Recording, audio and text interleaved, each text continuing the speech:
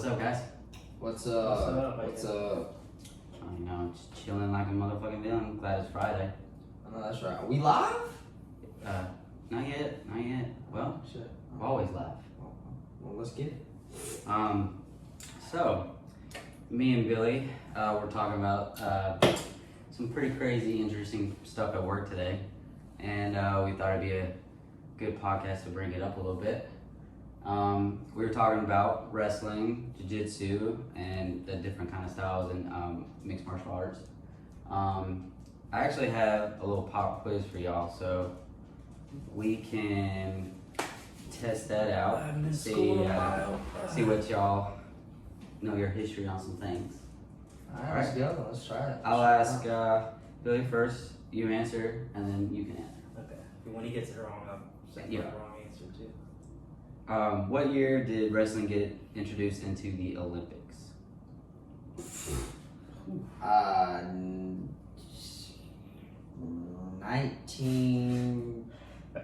2020. 1920. I have no idea. No idea. What about you? I know it's old. If I was making an educated guess, Greco-Roman wrestling has been around since the Roman times, so probably the first ever Olympics, whichever year that was. It says when I looked it up, it said 708 BC was the first. Yeah, and it was the Olympics? Yes. Yeah, they had Olympics back in the day. Long time. Greco-Roman wrestling is one of the oldest sports. Yeah. Yeah, I know it's gonna be one of the oldest sports, but I didn't know it was gonna be like. They taught their military. They taught their military those techniques. 1920. And this is why wrestling is the best sport. But anyways, And it's the oldest sport. And this is, yeah. Well, They besides said, probably running. they said that they had cave drawings of wrestling in all the different places. Alright, So one up, stand up. Number two. When was the first Brazilian Jiu-Jitsu academy opened? I know it's from the Gracies, but you say when? Where? What? Said when? He said when? Yeah. Like a year? A year. You could be around a certain. I'm not sure. It's from. I definitely know it's from Brazil, and it was from the Gracies. I'm gonna shoot for the 70s. Probably 1972. So you know where it came from, the origin of it? So it originally came from, I believe, judo, from a judo background, and then that's because of the gi, and then the Gracies modified that to become jiu-jitsu, which is ground. Yeah. So the origins, it's from Japan, but it first was started in 1914, I believe, when Brazilian Jiu-Jitsu really started. I think 1920 was the first Jiu-Jitsu academy that started. That was pretty sure. Yeah, wasn't it a Japanese dude to do it? I'm pretty sure the Gracies learned from. Yeah, he learned it from a Japanese guy. Yes, he was a diplomat from Japan. Yep. He Yeah. learned, I don't know if y'all ever done judo, but judo sucks. Judo does stuff. You trying to get thrown on your head, go. But they taught the Right. samurais the judo for when they were fighting. Samurais. So they learned judo to. That would suck. Wear like that robe thing, and then like having to do with the sword. Armor, swords. Yeah. Dudes are strong. Number three, and this could be, I guess, kind of one of those questions. It can be a kind of a different answer depending on which UFC, I guess you're talking about. Mhm. Who was the first UFC heavyweight champion? Ooh, The- I got it. It was I only started watching UFC when I actually started Was it getting good in wrestling. So I'm just gonna go who I know. I'm gonna say Brock Lesnar. What the hell, man? But the first I know that's Mark not the Coleman. Yes. Is it? Mhm. first. Mark Coleman. Yeah. Mark Coleman. First heavyweight, 1997. Yeah. I suck at this. I'm really good. I would go into UFC rabbit holes, like super rabbit holes about people back then. Who has the most consecutive wins by an individual wrestler and how many? So collegiate level. Collegiate, yeah. Okay, so that's gonna be Kill Sanderson, which he wrestled at Iowa State, and he's a 4-time national champion. He hasn't lost, has he? How many wins? 159 and 0. Yeah, he never cover the weenies box. So he's pretty confident about that one. So I should have asked you first. I would have guessed, if you would have asked me first, I would have guessed probably Dan Gable, but I know he's lost a couple. Lost one. Yeah. And yeah, I would have said Dan Gable, but. And then now he coaches at Penn State, Yeah, which it's is a a powerhouse collegiate team. So Next question: how many belts are in Brazilian Jiu-Jitsu? Ooh, let me go, Okay. because I don't do it. Let me go. So you start off your white, white belt. okay, then you go to blue, purple, brown, black. 5. Yeah, 5 belts. But there are 5 belts, but there's in each you get divisions, so like Subdivision stripes. for like kids and stuff. Yeah. So well, actually, I didn't think about that. Stripes, what do you mean? So anytime you don't necessarily get a new belt, you literally get like a stripe. But why would be a So stripe? you can get up to 3 stripes in blue belt. You can get up to 3 stripes in purple belt, and then so you know how people's like, I'm a 2nd degree black belt. Mhm. Literally, that means 2 stripes of like literally. I feel like that makes sense in black belt because there's an higher, but like, why would you want to be a 2nd degree purple belt when you Because it's a transition. because you can just make it to the next belt, right? Agreed, but you have to go through those like stripes to become. So you have to go through the stripes. You can't like. It all depends on what you know and what you learn, and also the years that it takes, the dedication of doing the sport. Because it's not like you can be really good, you're a heck of an athlete. You just can't go from white belt to black belt. There's like a certain progression that you have to be. Like you could be in the top of the food chain, and then like the best of the best, but it's still going to take you like 10 to 8 years to become a black belt, and that's practicing like 6 days a week, like grinding. So That makes sense. Speaking about years, how many years does it take to get to a black belt, if by just an average person? so an average person about 10 to 12 years Yeah. to get to a I black thought I belt. said 20. Yeah, that was close. Yeah, the one I saw it said 10 to 15. Yeah, that's 10 good. to 15. And he said, and they said that if when you competed, it would be about, depending on your skill, up to about 8 to 10 years, I think, something Yeah. like that, Yeah, which is so pretty crazy. it's a long time. It's literally a It's lifestyle. definitely dedication. Yeah. And being a black belt doesn't mean that you're just really good at kicking people's Because you butt. can always still learn more stuff. It's literally nonstop. Like And they're transitioning, so many styles are transitioning and doing different things all the time. we'll see now, lately, wrestlers and jiu-jitsu is now combining to become one now. Because obviously, like you got the UFC and stuff like that, but like now it's really starting to become. So they used to be in a gi, which is the robe and the belt. Right. Now they also have no-gi. So no-gi is basically wrestling, but with submissions. Like in a wrestling match, you want to stay off your back. You want to take somebody down. But in no-gi is more of like you can go to your back. You can submit people with leg locks. You can submit people with chokes and basically anything. And the way to score is a takedown and also passing the guard. So if the guy has his legs up and like close guard, if the guy breaks that and gets in this like side control, you get an advancement point. And then you can get full mount, you can get another point. If you take their back, you can get a point. So it's all about advancing. And guys, these two know a lot about wrestling. Y'all both played at wrestled at some Valley, right? SB. Nope. Billy, you graduated in 14. 14, 2014. and you won a state your senior. Or? Yeah, I won my senior year. I took third my. Where's the ring? Okay, easy now. Where's the That ring? was back in the day. And then junior year, I took third, and my sophomore year I didn't actually get to go, and then my freshman year, and that's the main reason why I wanted to get good. And I don't know if you want me to elaborate on that right now, but I can. How many years did you start? You go here 6 years, 5 years? How long have I been wrestling? Yeah, how long did you wrestle? So I've been wrestling high since school. 6, 7,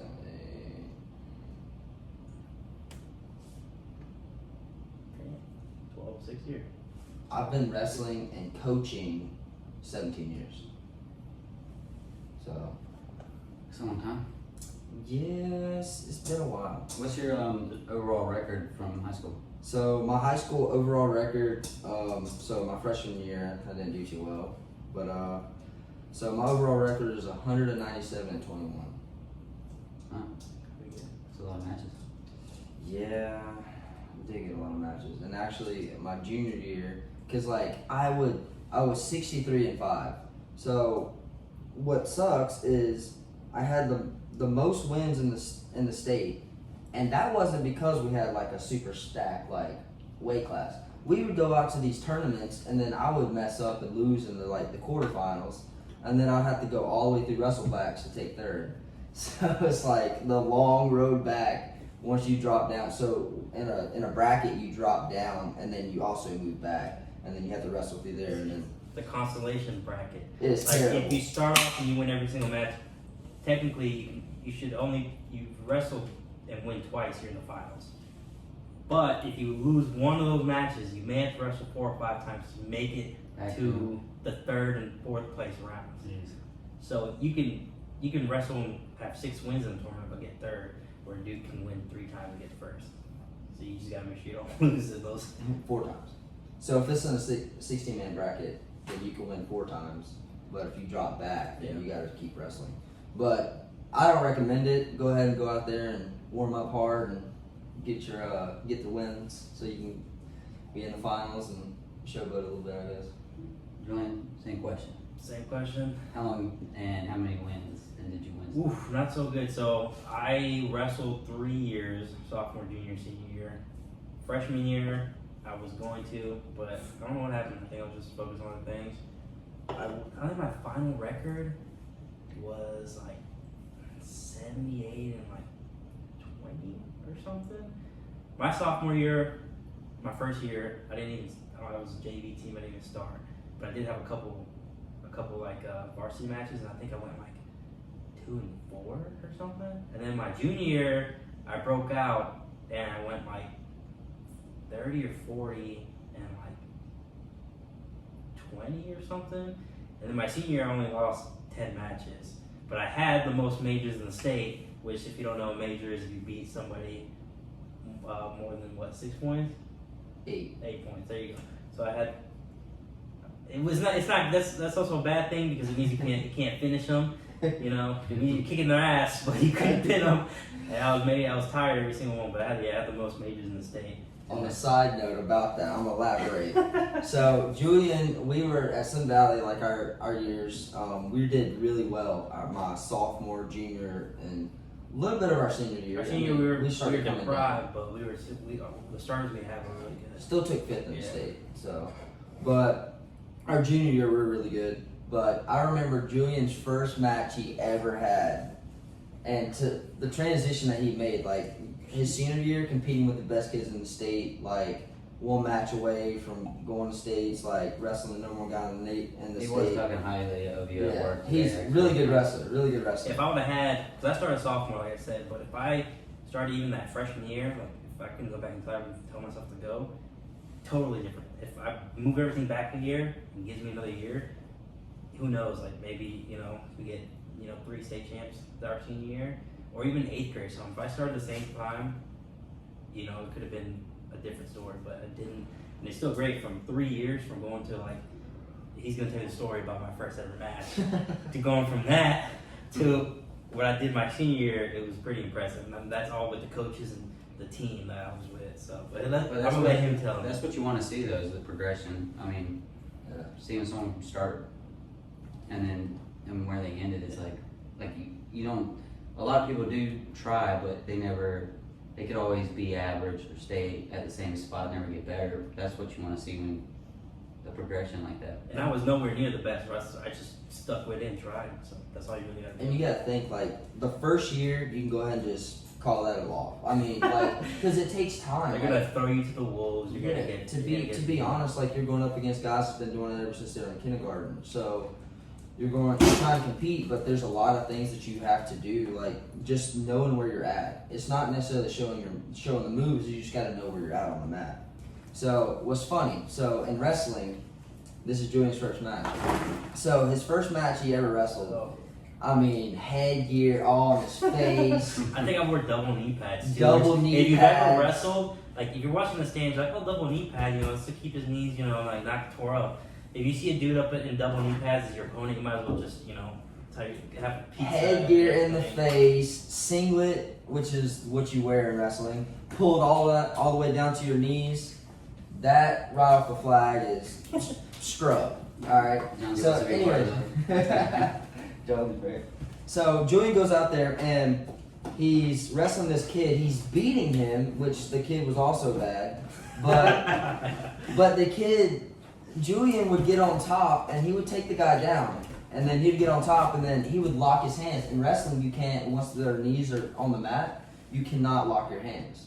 Anyway, like, it doesn't matter. You have to have an arm to get like a 2-on-1 or something.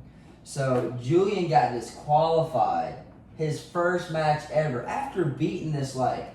Oh, yeah, I was breaking him, because, like, I would take him down, and I guess I was locking my hands on the takedown, and then as soon as, you know, their knees touch the ground, you have to release and do something else. He didn't know what I was just in the moment. My hands were locked every single time. The ref was catching it, and you know you get a warning the first couple times, you get points, you know, and eventually you get disqualified. And the whole time, people are like, "Stop blocking your hands." You know, the teammates on the sideline, but he's like, "Stop blocking your hands." I get disqualified. The kid was, you know, beat the crap. But he won the match. And then I go back to my son, I'm like, dude, what the heck happened? I didn't even do it. You were locking your hand. I was like, no, I wasn't. Like, yeah, you were. We saw every single time you locked your hand. Meanwhile, the headgear's all on his face. He's tired. He doesn't know what's going on. I thought I was beating this kid, but and I didn't even know I was locking my hands. Every single time I get him down, the ref stopped me. I'm like, what the heck? What's going on? He's like, stop locking your hand. I'm like, I'm not. It's hard.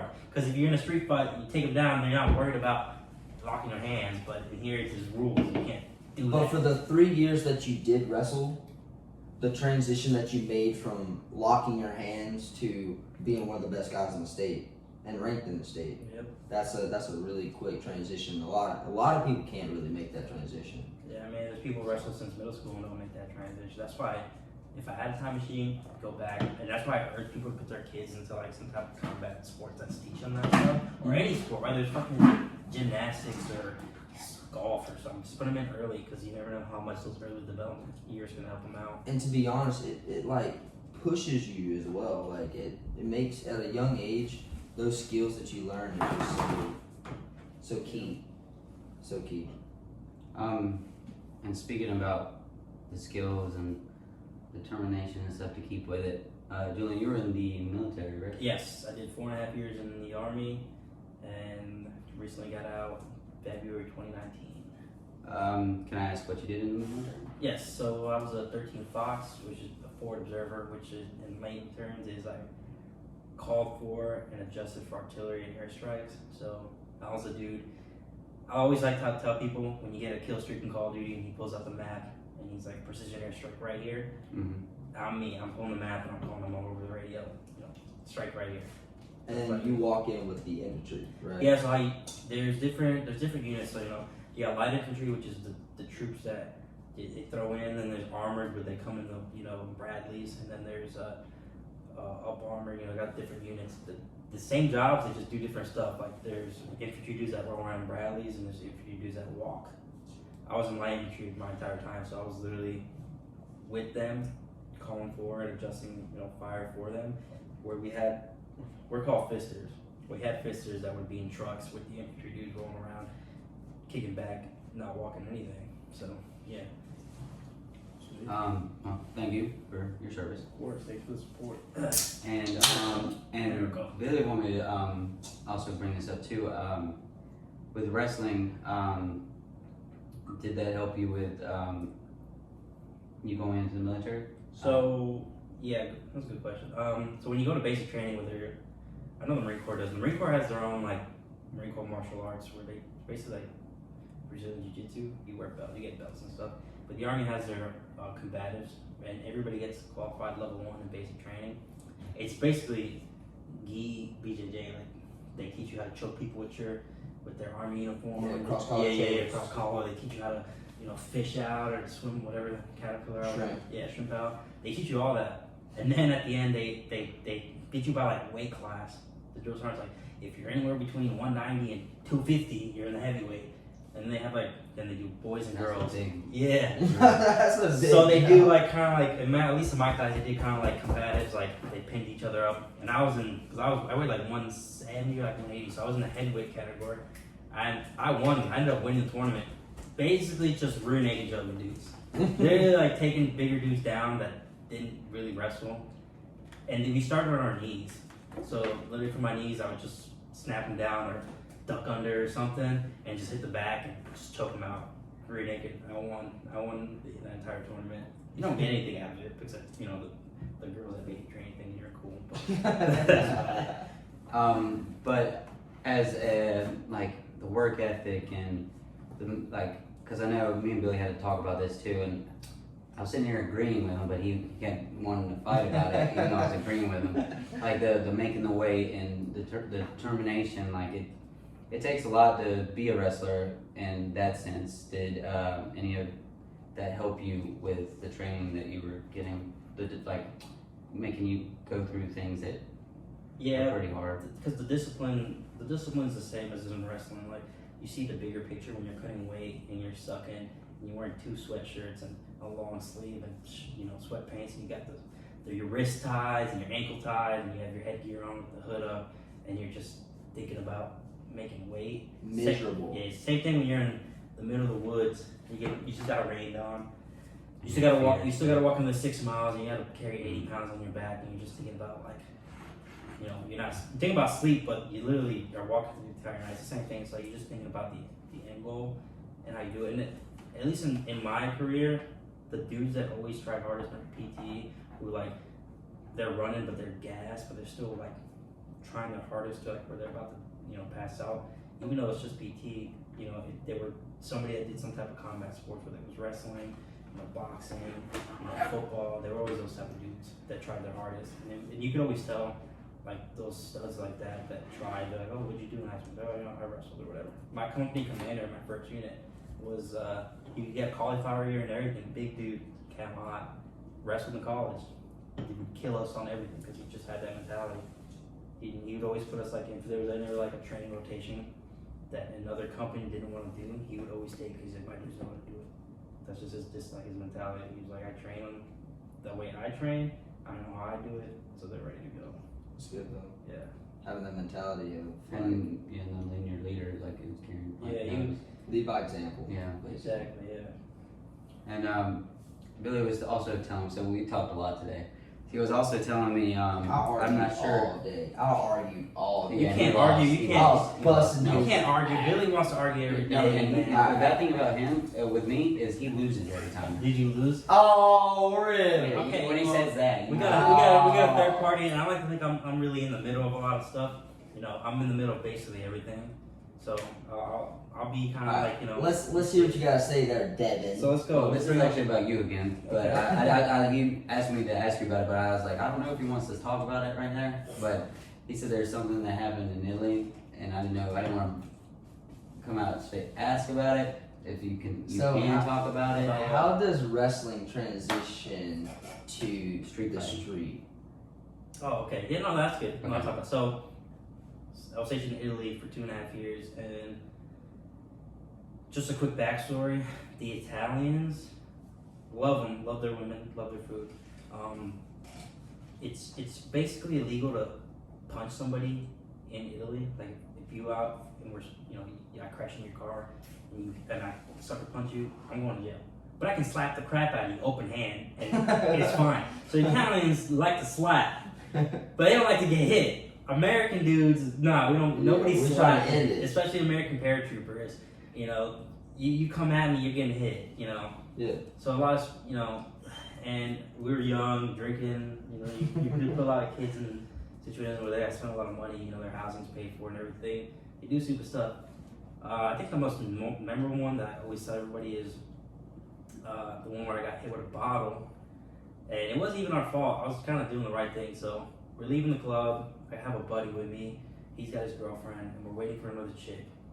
We're walking to get some food, and some Italian guy is yelling at this chick in Italian, yelling in any language. He's like, blah, blah, blah. we're drunk and we're just like, hey man, don't yell at that chick so loud, or like, don't yell at her. And he says something and we're like, hey man, we're just telling you don't, take it easy on her. And he pushes my friend, and then out of nowhere 6 dudes come out and they start like pushing him and like pretty much like backing him up. I'm in there, I don't want to fight anybody, so I'm just like, hey, no, chill out. Trying to be the mediator. Yeah, because there's 6 dudes. And then he ends up tripping as he's backpedaling, and as soon as he falls on the ground, these dudes just swarm on him. So the first thing I did is I pulled some dude off from the back, and then as soon as he turned around, I just clocked him. It was just an instant because he helped my friend out. Next thing you know, we're in a brawl in the middle of a parking lot, and then a dude comes out and he hits me with a face with a Corona bottle. And how that felt was it felt like getting punched. My head swiveled to the left from the force. I cocked back, looked straight at him. He kind of looked at me, and he's like, oh, fuck. Yeah, and then I hit him again. Yeah, and then but the thing is, I think they got scared because he had cracked my eyebrow right here.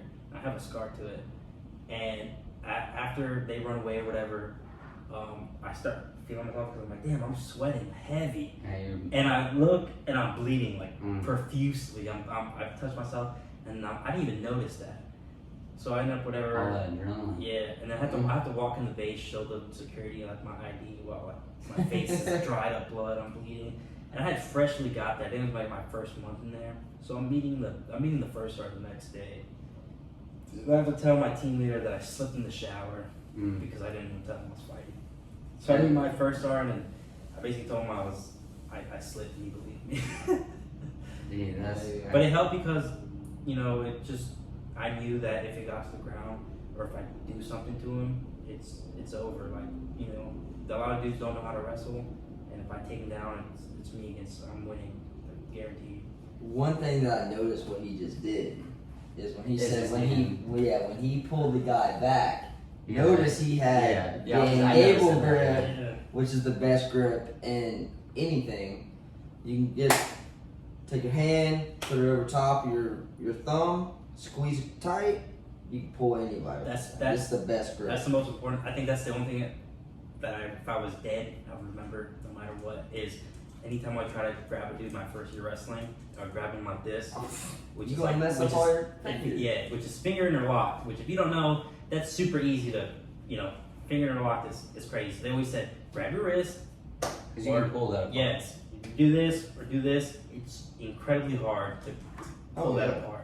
So that's anytime if I'm fighting anybody or doing anything which I don't like to do, it's always this or this, and I guarantee you other people are doing this, which is and there's like 3 grips in wrestling. So in more of the freestyle scene, you have what they call a butterfly grip, which is when you have your hands like this, both one palm up, one palm down, and then you come in right here where your wrist is, and then you squeeze in tight. And that's more for freestyle. Then you got gable grip, and then you got your standard, just grab your wrist and then keep it tight. But that's kind of that. I have actually a question. See, we discussed this earlier too. So for a base for just an average person, like not a fighter, and not someone going into the MMA. Here we go. Would you rather have a base of jiu-jitsu or wrestling? But just not going into MMA. Just a street fight. You talking about like? No, just someone, just average person that just needs a base to just. And so if they did get to the street or ground, what would you be the base? Like just a normal person, not someone that's going into the MMA. Because I agree that MMA, a wrestling background is a great base to start before. Yeah. See, okay, I may. So, I think I'm gonna change it up here a little bit. I think from a normal dude, if I was suggesting it, I think I would go jiu-jitsu. I think I would. Just with a normal fight, because for the fact, now if I'm telling anybody, to get into MMA, it's gonna be wrestling. I think just normally just because it's off the basis or the premise is that no matter what the dude's size is, you can choke him out on a bar or whatever. and you're comfortable on your back. Which if he's a bigger dude, he's gonna get you on your back. I think it would be hard, but I'm thinking if I told like one of my other friends, it'd probably be jujitsu. I know where he's going with this, but Billy likes to argue. Let's hear the argument. Hear me out. Alright, so the mentality that you have in a wrestling room is far more superior than it is in a jiu-jitsu. I know this because I do both.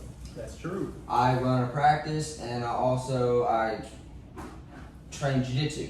So when it comes to what's a better, it's going to be wrestling because I can dictate where this fight happens.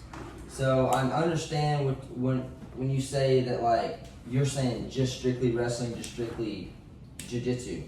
Obviously, you have to have hands. You have to learn how to punch people. You have to learn all these other skills because a wrestler just isn't going to just take you down and just hold you there. Like, that's just... But we were just talking about just one style. We're one style, but that's the best base because you learn how to take somebody down. For a fighter. Someone that doesn't want to fight. If we get into a street fight and I take you down, I'm going to. But the person you take down is jiu-jitsu background can take you down. It can do that. Understand, but if I got hammer fist, how you is he won't gonna use that if you're just using one style? That's what I was trying to argue. Okay, so you're saying a street fight, but it's just one style. Yes, just one style. So yeah, I think how it plays out is the wrestler's gonna get the takedown, but that's what the jiu-jitsu guy wants, and that's where he's more comfortable. So I'm just a pure wrestler. When I'm fighting, I'm taking you down. I don't care. If I'm taking, let's say Billy who's done jiu-jitsu or whoever, if I take you down, I'm like, yeah, I'm winning. But then he's like, nah, I'm good. I'm gonna get him. And he starts pulling out some damn triangles or something. I'm gonna be like, crap, I made a big mistake no matter how much I've wrestled or whatever. If he puts his damn leg on my neck and I can't breathe, it's done. And the thing I was trying to explain to him too is like, he makes it look so easy when he's moving around on somebody that is like, if you have a wrestler and he's moving, trying to gain position and stuff, but like at the same time, I've seen Billy put his legs up on somebody's head before they even realized it was on their head and start choking them out. And I'm just like, dude, if you can do it that fast, like, wouldn't jiu-jitsu be the best base for somebody that's not trying to fight?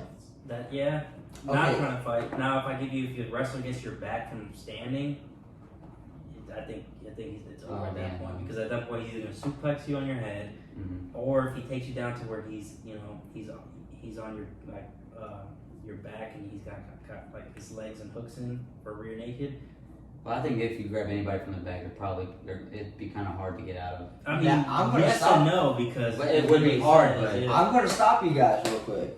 All right, so like you said, so the one of the worst positions to be in is when someone's got your back. So it goes, your back is number one that you never want to be in, and then you got full mount. Full mount is easier to get away than it is someone having your back. So, but there's one thing that you can do is like literally lay back and then try to slide out of their hips to where your back is flat, even though they're still on top of you. But if they get your back, they can punch you in the face, they can choke you out. Literally in a fight, a guy can be like protecting his neck, but if a guy's like sitting here just ramming, like punching him, like Khabib, if he's sitting there punching him in the face, it's gonna open up because he's gonna like kind of lean up a little bit, and you only need like 1 inch to 2 inches, and then as soon as that arm comes underneath, they lock it in. You're going. And once they get double hooks and a rear naked choke, it's over. There's nothing you can do from that position. You're locked in. I don't know how they teach in jiu-jitsu, but I know like you say, you step out, you put it in your pocket, and you escape and then turn away. I feel like if you're a wrestler and somebody hits your back, you know how to get away. What do they teach you in jiu-jitsu? Do they teach you how to get away from somebody having your back? So, being a wrestler, if you were in a street fight, someone grab your back, are you using jiu-jitsu or wrestling to get away? I'm probably going to use, That one's hard. It's kind of instinct, like where he's gonna be, Because like you his can- muscle memory. Like, Exactly. how's he gonna be? Like, is he gonna be on the side, or is he gonna be like right on top with double hooks? Like, If it he's just got depends. a normal, you know, he's got like Like seatbelt. Yep. And he's All got right, a so striker. I would probably, if he's got a seatbelt, I'm probably gonna go try to like either Granby roll, or once I Granby, I'm probably gonna like slide my hips out and try to do jujitsu. So it's gonna be like a mix of both, to be honest. But I mean, that's the kind of. But most people, if you Randy, they're gonna let go because you're rolling, and they're like, oh fuck, you know, they're gonna let Yeah. go. And don't get into the whole like if someone's get your back, you're gonna grab the back of their head and throw them over. Because I'm here to tell you right now, that's so that's so and like it's not realistic. So I don't agree with that. But it's fun. It's a clash of styles. I will say though, what really humbled me. So the reason why I got into jiu-jitsu. So this kid named Wyatt. So Wyatt Hopkins. I actually coached him for 2 years, 1 year, something like that. But In he's wrestling. in wrestling, yes. So one of my high school teammates as well, his name's Logan Farlow. And Logan's kind of like he's not a juice head, but he's just got that thick neck, he's ripped. Naturally big. Yeah, he's wide. He's just like a tank. Yeah. So Wyatt has been doing jiu-jitsu for a long time. And me and Logan, you know, we're help coaching and stuff like that. And again, Wyatt's been doing jiu-jitsu for a long time. And come to find out, I was like, dude, I'll roll with this guy. You know, I won state, you know, whatever. This guy, he says, you know, when people say, like, yeah, I'm like a 3rd degree black belt in karate, you know, you're just kind of like that mentality. You're like, whatever. He's like, I'm a blue belt in jiu-jitsu. I'm like, okay, whatever. Let's roll with him. Literally 10 seconds, I'm tapping. Logan, 15 seconds, he's tapping. And I'm over here like, oh, what the heck? Like this, I coach this kid. Like I feel bad right now. So I go back, I'm like, let's get it again. 20 seconds, triangle chokes me. And I'm like, what in the world is going on with me? So that was a very humbling experience. So when it comes to jiu-jitsu is a wrestler's kryptonite. Mm-hmm. And wow. You were it not is. saying that earlier. That's why I said if I take you down in a fight and you start doing some weird stuff, I'm gonna be like, yes. crap, I but should have kept this thing from up. your experience from being a wrestler, you know. No, yeah, I would rather be a You can wrestler. move, you can move yeah, a lot better. I'd than rather someone be a that does wrestler. jiu-jitsu. I'd rather be a wrestler on the ground fighting a jiu-jitsu guy than like just. But a wrestler can move a lot better on being around on the ground. Sometimes. Like the switching positions and stuff. I will say that Right. wrestlers' Yeah. hips are more, Yeah, your hips, because wrestling's all about Stronger? hips. and we're very heavy. Like you can have a 150-pound guy, but he's probably gonna feel like 180, 190 when he grabs a hold of you, when he's on top. So that's the reason why wrestlers are so successful, because like we lock your hips down. And jiu-jitsu is more flow. It's They're a lot using of their body. transitions. They're using their own body weight against them. Yes, so it's a lot more, it's like flow. In wrestling, we're more like stuff this leg, half Nelson, More strength. put this, it's Listen, it's yeah, strength More or strength and leverage. technical. It depends. It also depends on the wrestler. So when I would go live with Billy, which is basically you're sparring with Billy on the wrestling mat. Billy wasn't a strong dude by any means, and I was. Hey, Now, He, yeah, he, I wrestled, he wrestled 130, 132, and I was a 145, 152 Water pounder. guns. So I was a couple weight classes above him. Billy would mop the floor with me, not based on strength, just because he had technique. Yeah, Just because he knew where his hips were and where my hips were and how to control my hips. Then you go to Logan, who's 160, one weight class above me. That man just muscle the crap out of you. Traps your arm. You can't, when you have that strength on your arm, you can't, and you have one arm to like do anything, you're it's done. pressure. Yeah, and it's he's just pressure. constantly like And he's putting your putting- head down, He's putting putting your head down. 160 on you. You have one arm to keep yourself up. It's hard. But you have Bailey, who's not as strong, but he's got technique where you think you're doing something, and he's 2 steps ahead of you, and he's already thinking of what he's doing. 17 steps. It's hard. You see when he's talked about it too is when he's like trying to like he always at work he starts doing these like fake wrestling moves on me, like, or Space and motion and then fakes, you know? and then he's sitting there, he's like, so you're gonna do this, and I'm gonna come with this, but if you don't do that, I'm gonna go with this.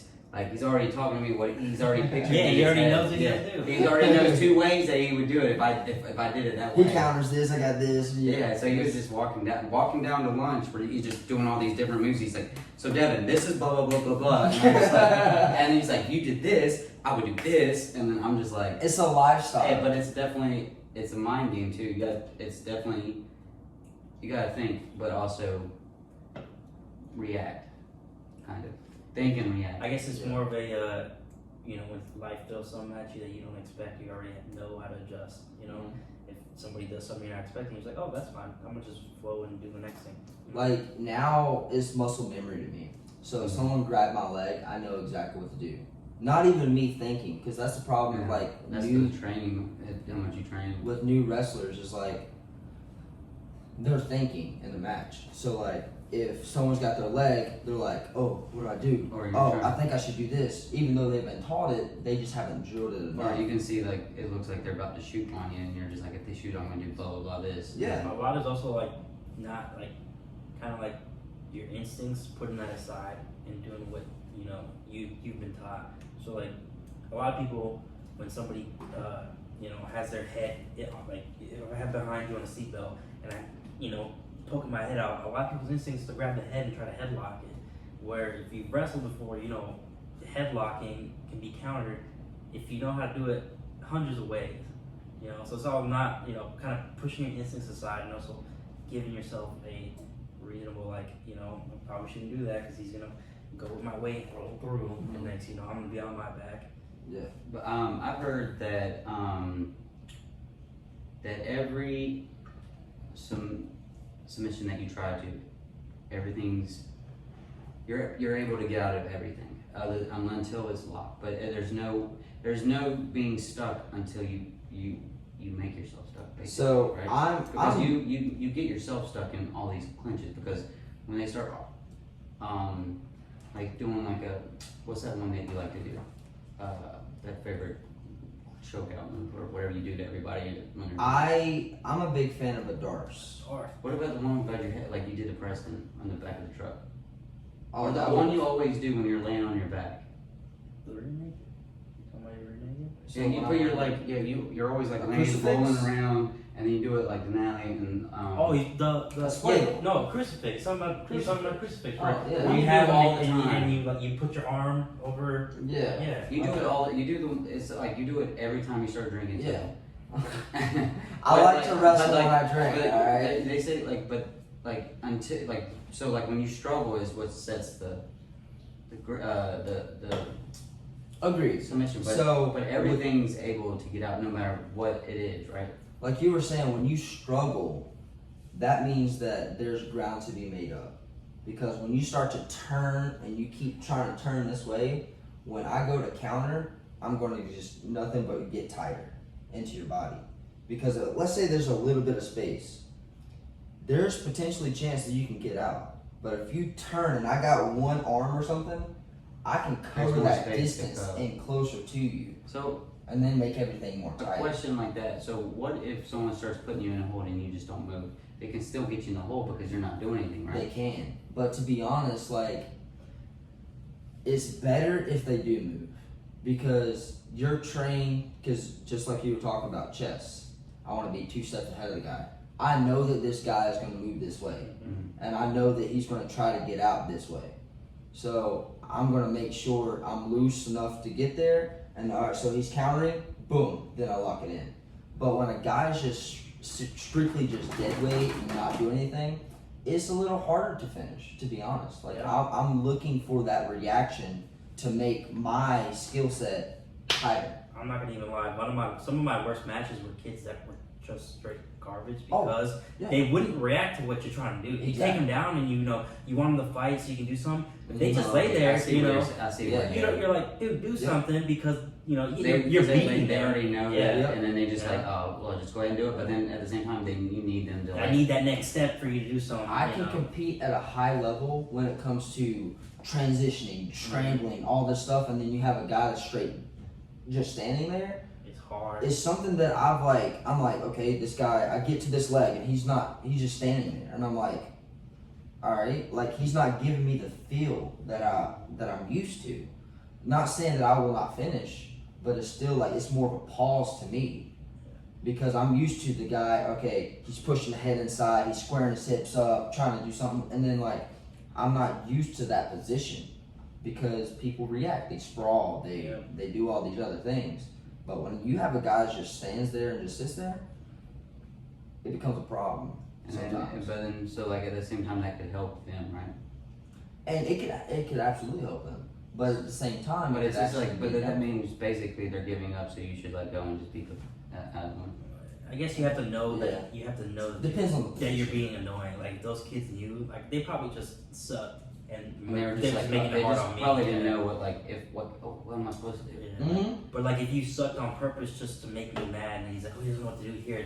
I feel that you can definitely find that to work for your advantage. My goal isn't just to get to the leg. Like I can get to the leg. So I'm always thinking about step 2. So let's say I'm hitting an outside single, head inside, outside single. I go in. I want to make sure I get my elbow right here. It is at the back.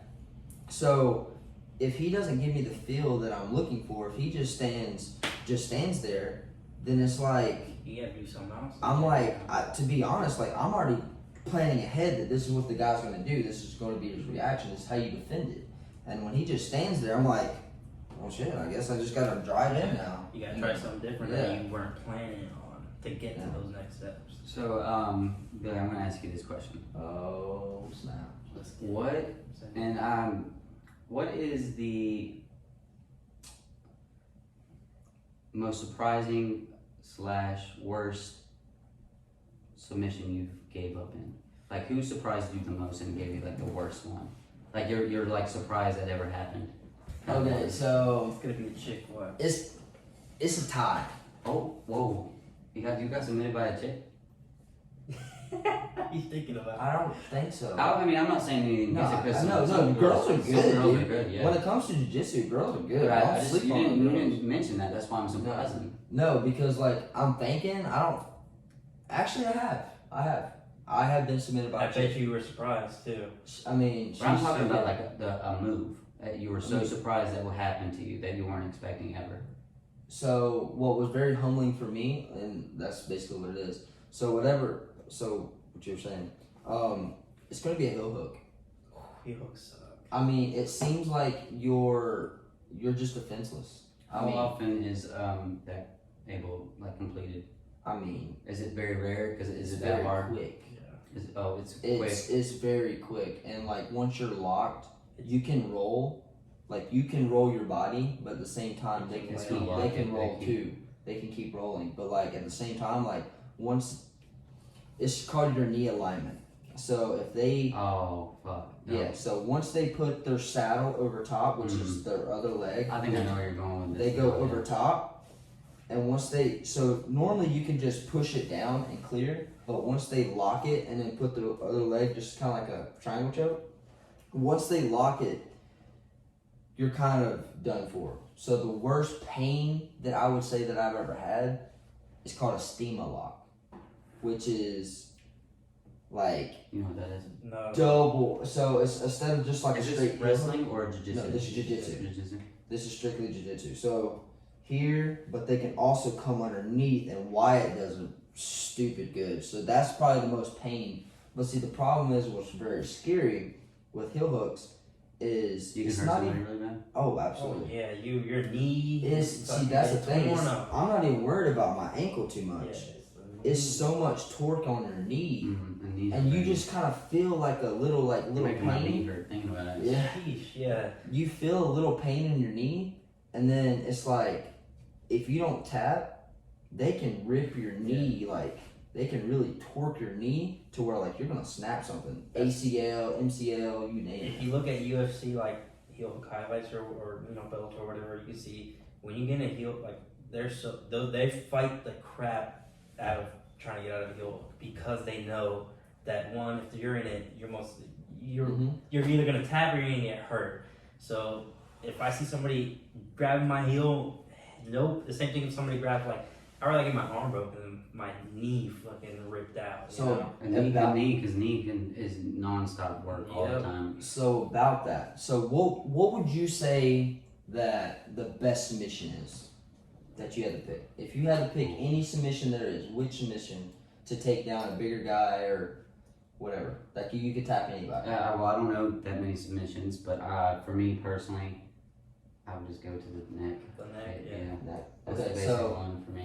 if you're going up against a guy that's way bigger than you, let's say he's 250, 200. I would jump on his back and grab his neck and just Okay, but you got to get there first. yeah, get there, yeah. Oh, Alright, so I so- do have a question about that. All right, so I got you. So the way to beat a bigger guy, way bigger than you, Kick him in the knees. kick him in the knees. No, but That's what I do. you can pull guard, you can swing this leg across, he'll hook him. And literally, it's super fast and easy to get into.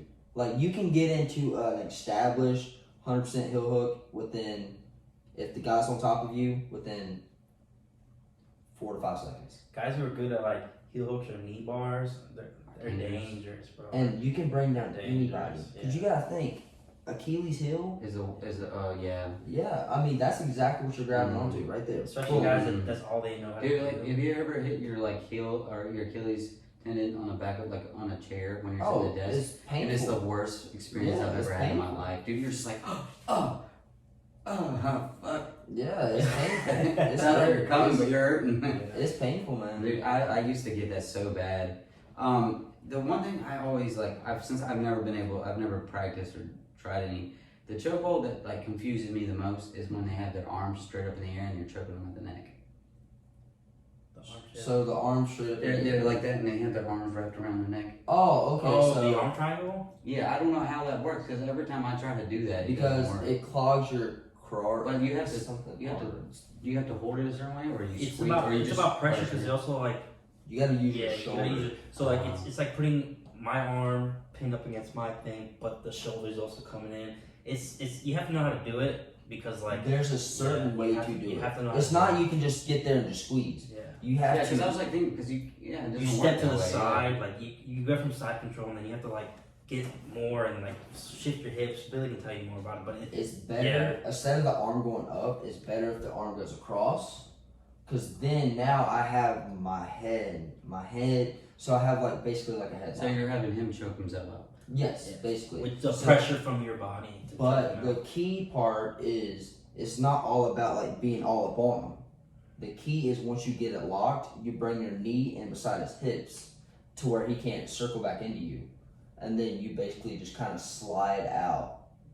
And the longer that you get, the better it makes it tighter. And to be honest, especially when people get tired, yeah. this is the move that will put people How do to you, sleep. how do you know when you have them locked? Is there a certain like do you just feel it or do you? It's more of a feel thing. You make sure to get that arm across, and you keep. It's really key to kind of keep your jaw and your elbow together to kind of keep everything in tight. And then once you get it tight, then you're just sitting there, just kind of relaxing. So like any position that you try to do, like submit, everything's based off feel, or do you know like in certain grappling There's- situations that you can tell if you go any further you're breaking it? So, Like have you seen Warrior, the movie? oh, I love that movie. So at the end when he fights his brother, he knows he's at, like that's just a feel thing, or you just know how? You just know, like, as much time as you spar, you just know when it's time to. It's gonna break or not. It's going to. You're going to be in trouble. When you have a good position like in the armbar where you have it locked in, you know that you can break it, basically any second if you wanted to. It's all about being tight. Yeah. So if you know that something's tight, like you got your elbows in, you got your knees tight, and let's say I got an arm bar back, okay, that's not working. I come across and then put more oomph on it, and I start pulling back, he's going to tap or I'm going to snap his arm. But Like when you get to this point, you're going to be like, okay, I can't move. My arm is starting to feel a little weird. Was it like the blood flow stops and it makes it go numb? And It's stuff? Or not is the it blood like- flow. It's not the blood flow. You just feel like a hyperextension. Yeah, like a pop. Like I feel like Like if I strain really bad right now, I'm going to either hurt myself or he's gonna break myself. But or the way you said so it feels weird, it means like pain weird or like you're. Like, It's a like, pain. You know how when I squat when I stand up really quick and I'm just like, oh fuck, I'm lightheaded. Is it like no? like, It's not like that. It's like a pain that you know that either. You know I need something's to wrong, tap. but like Yeah. you may not like think it's urgent. For example, like so Frank Mir in the UFC beat Tim Sylvia for the UFC heavyweight champion with an armbar, he broke his arm with an armbar, but he didn't tap. Frank Mir snapped his arm, and then the ref saw the arm. Can you give me one? He saw the arm protrude. He saw the arm snap, and he stopped the fight. Tim Sylvia didn't snap or didn't tap. Frank Mir left go, and he's like, oh shit, my arm, whatever. Yeah. But he didn't tap. The ref saw the arm. He saw it bend like a damn U, and it popped. Yeah. And then the ref stopped it. He didn't tap. It. He probably just thought it was a pop. He's like, oh, my arm hurts. But it was gnarly. Look at the video.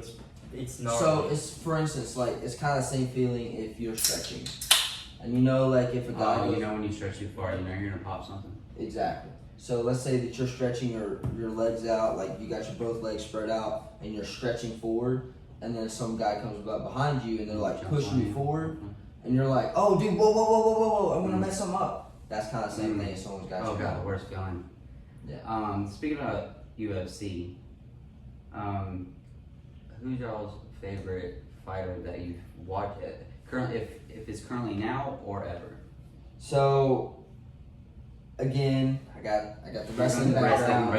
I knew you were going I'm going to go with Khabib because he's such a dominant fighter. And see, a lot of people love the stand-up, and I agree with that. Like, everybody wants to see people when they get knocked out. Yeah. It is fun to see the technical side of it and people like working the way to get out. It is fun to see that. But you have to be technically minded to see like. Even for me, I don't even know that stuff, and it's cool to see somebody maneuver and do something to get out of a situation that you don't normally see. So having the background that I have is like when he takes somebody down, I love the fact that like how he can take some people down, like he doing it on world class people. How he takes them down, how he laces the legs up, he figure fours the legs, how he just traps that wrist and brings him back down.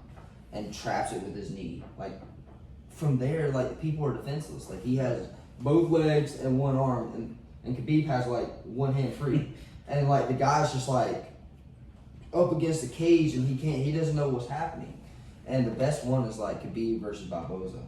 Barboza is like super good at kicks and everything, and literally he just broke him. And see, the thing is about being a wrestler is you feel you're not comfortable. You're not you've trained so many times when you're uncomfortable. And being a wrestler, like jiu-jitsu guys or boxers or anything, once they get to their back, they're very uncomfortable. Everybody's gonna say, I'm gonna get up. But if you've ever had a wrestler grab a hold of you, let's back this one. Oh, yeah. Have you ever had a wrestler grab a hold of you? You would really be like, whoa, this guy is all the way in the back. All right. It's in right there, and then take a look. Then But okay, so I'm elaborate on that. Also, John Jones. So John Jones is a monster. He is a monster. But So has monster mistakes too as well. and I agree with that. I don't support that. But so my middle school coach from Sun Valley, his name is Mike Morlino.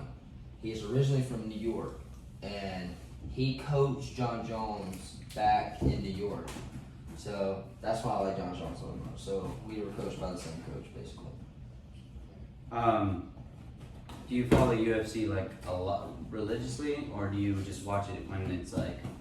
I do watch it a lot. I know like what's up and coming, like who's gonna be the next big thing. Like I follow it a lot. Jonesy took my spot, man. What's the questions? What's up, Jonesy? Who's your favorite? My favorite, the dude that I enjoyed the most was he doesn't fight anymore. His name is he's right there. I'll take the seat. His name was Shane Carwin. He was a heavyweight. He fought Brock Lesnar, beat the crap out of Brock Lesnar before he got choked out by an arm triangle because he gassed himself out. The thing I like about him was the fact that he worked a full-time job while fighting. Really? Yeah, he was a carpenter. Wow. Oh shit. Yeah, so he worked a full-time job, trained, fought for the heavyweight title in the UFC. So, and then after he lost that, he kind of just went back to his old life, which is, understandable. But the fact is, like, if he would have pursued it, like, full-time, 100%, he would have... Yeah, because you think about it, if the more time you put into something, the better you're going to get. And if you can't dedicate something to a skill, you definitely, if you don't use it, you do lose it. Exactly. And you can say that about a lot of things. And people don't understand is, if you don't use something, you do lose it, ladies. What has been, is that your favorite fight you've seen, or is that? That was my favorite fight. It's just for the fact that during the time I was younger, and Brock Lesnar was, he was a beast. He was a big dude. He came in. He was the epitome of like a heavyweight, and this dude came out and was just like showing him up. He lost the fight, but it was just the fact that he's working a full-time job. He just did it. Imagine he did it for fun, and imagine if he was like, I'm super serious. Like, I'm gonna take this till my wheels fall off. He's 40, 50 years old. It'd been something serious. Right now, if I'm enjoying watching, it's definitely gonna be. Right now, I'm thinking it's Masvidal. I'm thinking it's Jorge Masvidal, just for the fact that he backs up what he says. He talks shit. Is that the guy that Conor was supposed to fight? And he's the one that he knocked out Ben Askren with the knee. No, if you see that I was nasty salty knee, about that. That was salty because Ben Askren is a wrestler. He's a good wrestler. And Billy's so biased. So I asked I'm him biased. a question, Okay. but like I asked him a question. I was like, what was it? It was something about, but you're only saying this because you're biased to wrestling. Which is true. It's 100% true. It's true. In the Jorge Masvidal and Ben Askren fight, I was 100% pulling for fucking Ben Askren. He's a fucking wrestler. He's good. But the fact is, I like Masvidal. The fact that he says shit. And he's like, I'm gonna do it. So you like the shit talk? I like the shit talk, but it's not. It's like So I'm surprised you don't like Conor then. But I was gonna say that Conor shit talks for the fact that it gets him views, but then he doesn't back it up. So he backs up to some extent. But I'm saying if Masvidal was shit talking and he lost, he'd probably be like, I lost. But then Conor's going to be talking about he's going to beat Khabib again for a second time, where he just got mauled. Well, I like watching Conor just because the draw, but also too the shit talking. I know he does that for the views, but after the fact, he was shit talking. That wrestler guy that you were talking about. I can't even pronounce his name. Khabib, yeah. Like he was talking shit, but then once Khabib and his father they were going through something. Like Conor, wasn't being a dick about it and said, hope everything gets better kind of thing. Like he's a nice guy, but also too he's a little crazy. But I think Conor, I like the reason I like Conor is because the fact that he's not scared to fight into another he's a great fighter. He's like the boxing when he fought Floyd. I thought that was, first of all, you're going into just something that you can easily just throw one kick and Floyd be done. He won a couple rounds on. I was impressed with the way the that style. I loved his fighting style as a boxer. In the first takedown that Khabib got, the scrambling ability that Conor had, I was very shocked because Khabib is a high level wrestler and he got to that leg, but he had to work for that leg. I mean, Connor's got a strong work ethic, I believe. And then the reason, when we went to watch the UFC fight on my birthday. Yeah. When he fought the Cowboy, and I told you I was like I think Connor's gonna win, and I didn't think it was gonna be that fast. But at the same time, he's he didn't drink and stuff during his camp like he usually does. That he said he stopped everything. It was clean and worked his ass off, and it showed. And I said, and if he does it again, I think it'd be a good fight between him and Khabib. I think now that he knows what to like. So the thing is, Khabib's gonna take you down. But the thing is, you can train for that all you want, but if Khabib's gonna take you down, he's gonna take you down. So I had a question right there. So I was talking to him about it there. So you know how you go into a fight, you know you're gonna fight somebody, and they are known for wrestling. Yep. Right. You're going into your camp. You're going to learn how to get out of those moves, wrestle a little bit to get out of those stuff, right? Because you already know how to strike, but this guy's going to take you down. You're going to learn how to get out of that, right? So when we were bringing up the street fight stuff, Billy was like, well, I'm a wrestler and I know he does jiu-jitsu. I'm not going to take him down. So then why are we fighting? Right? So really? So he's like, I'm going to take him down. Well, the jiu-jitsu wants you to take you down, so why would you do that? So the whole point is like, the thing is, you know this guy, you're going to train your ass off to avoid being taken down and also try to get out of somebody. You're not going to be excellent, and he's probably going to outwork you, but at the same time, you have those defensive skills, you were trained, and you're more able to do things you weren't able to do before. Do you think even someone that doesn't have a wrestling background but trains as hard as someone does, do you think someone can beat somebody that has a pure wrestling, the dominant background? Yeah, I mean, for example, Connor was, growing up striking, boxing, he never wrestled for like a high school match, a college match, a national championship in his life, but then goes out and, loses to Khabib, but was arguably, he knew what he was doing to where, like, if a dude on the street's taking Connor down, they're not going to do it. It's going to be hard to do it.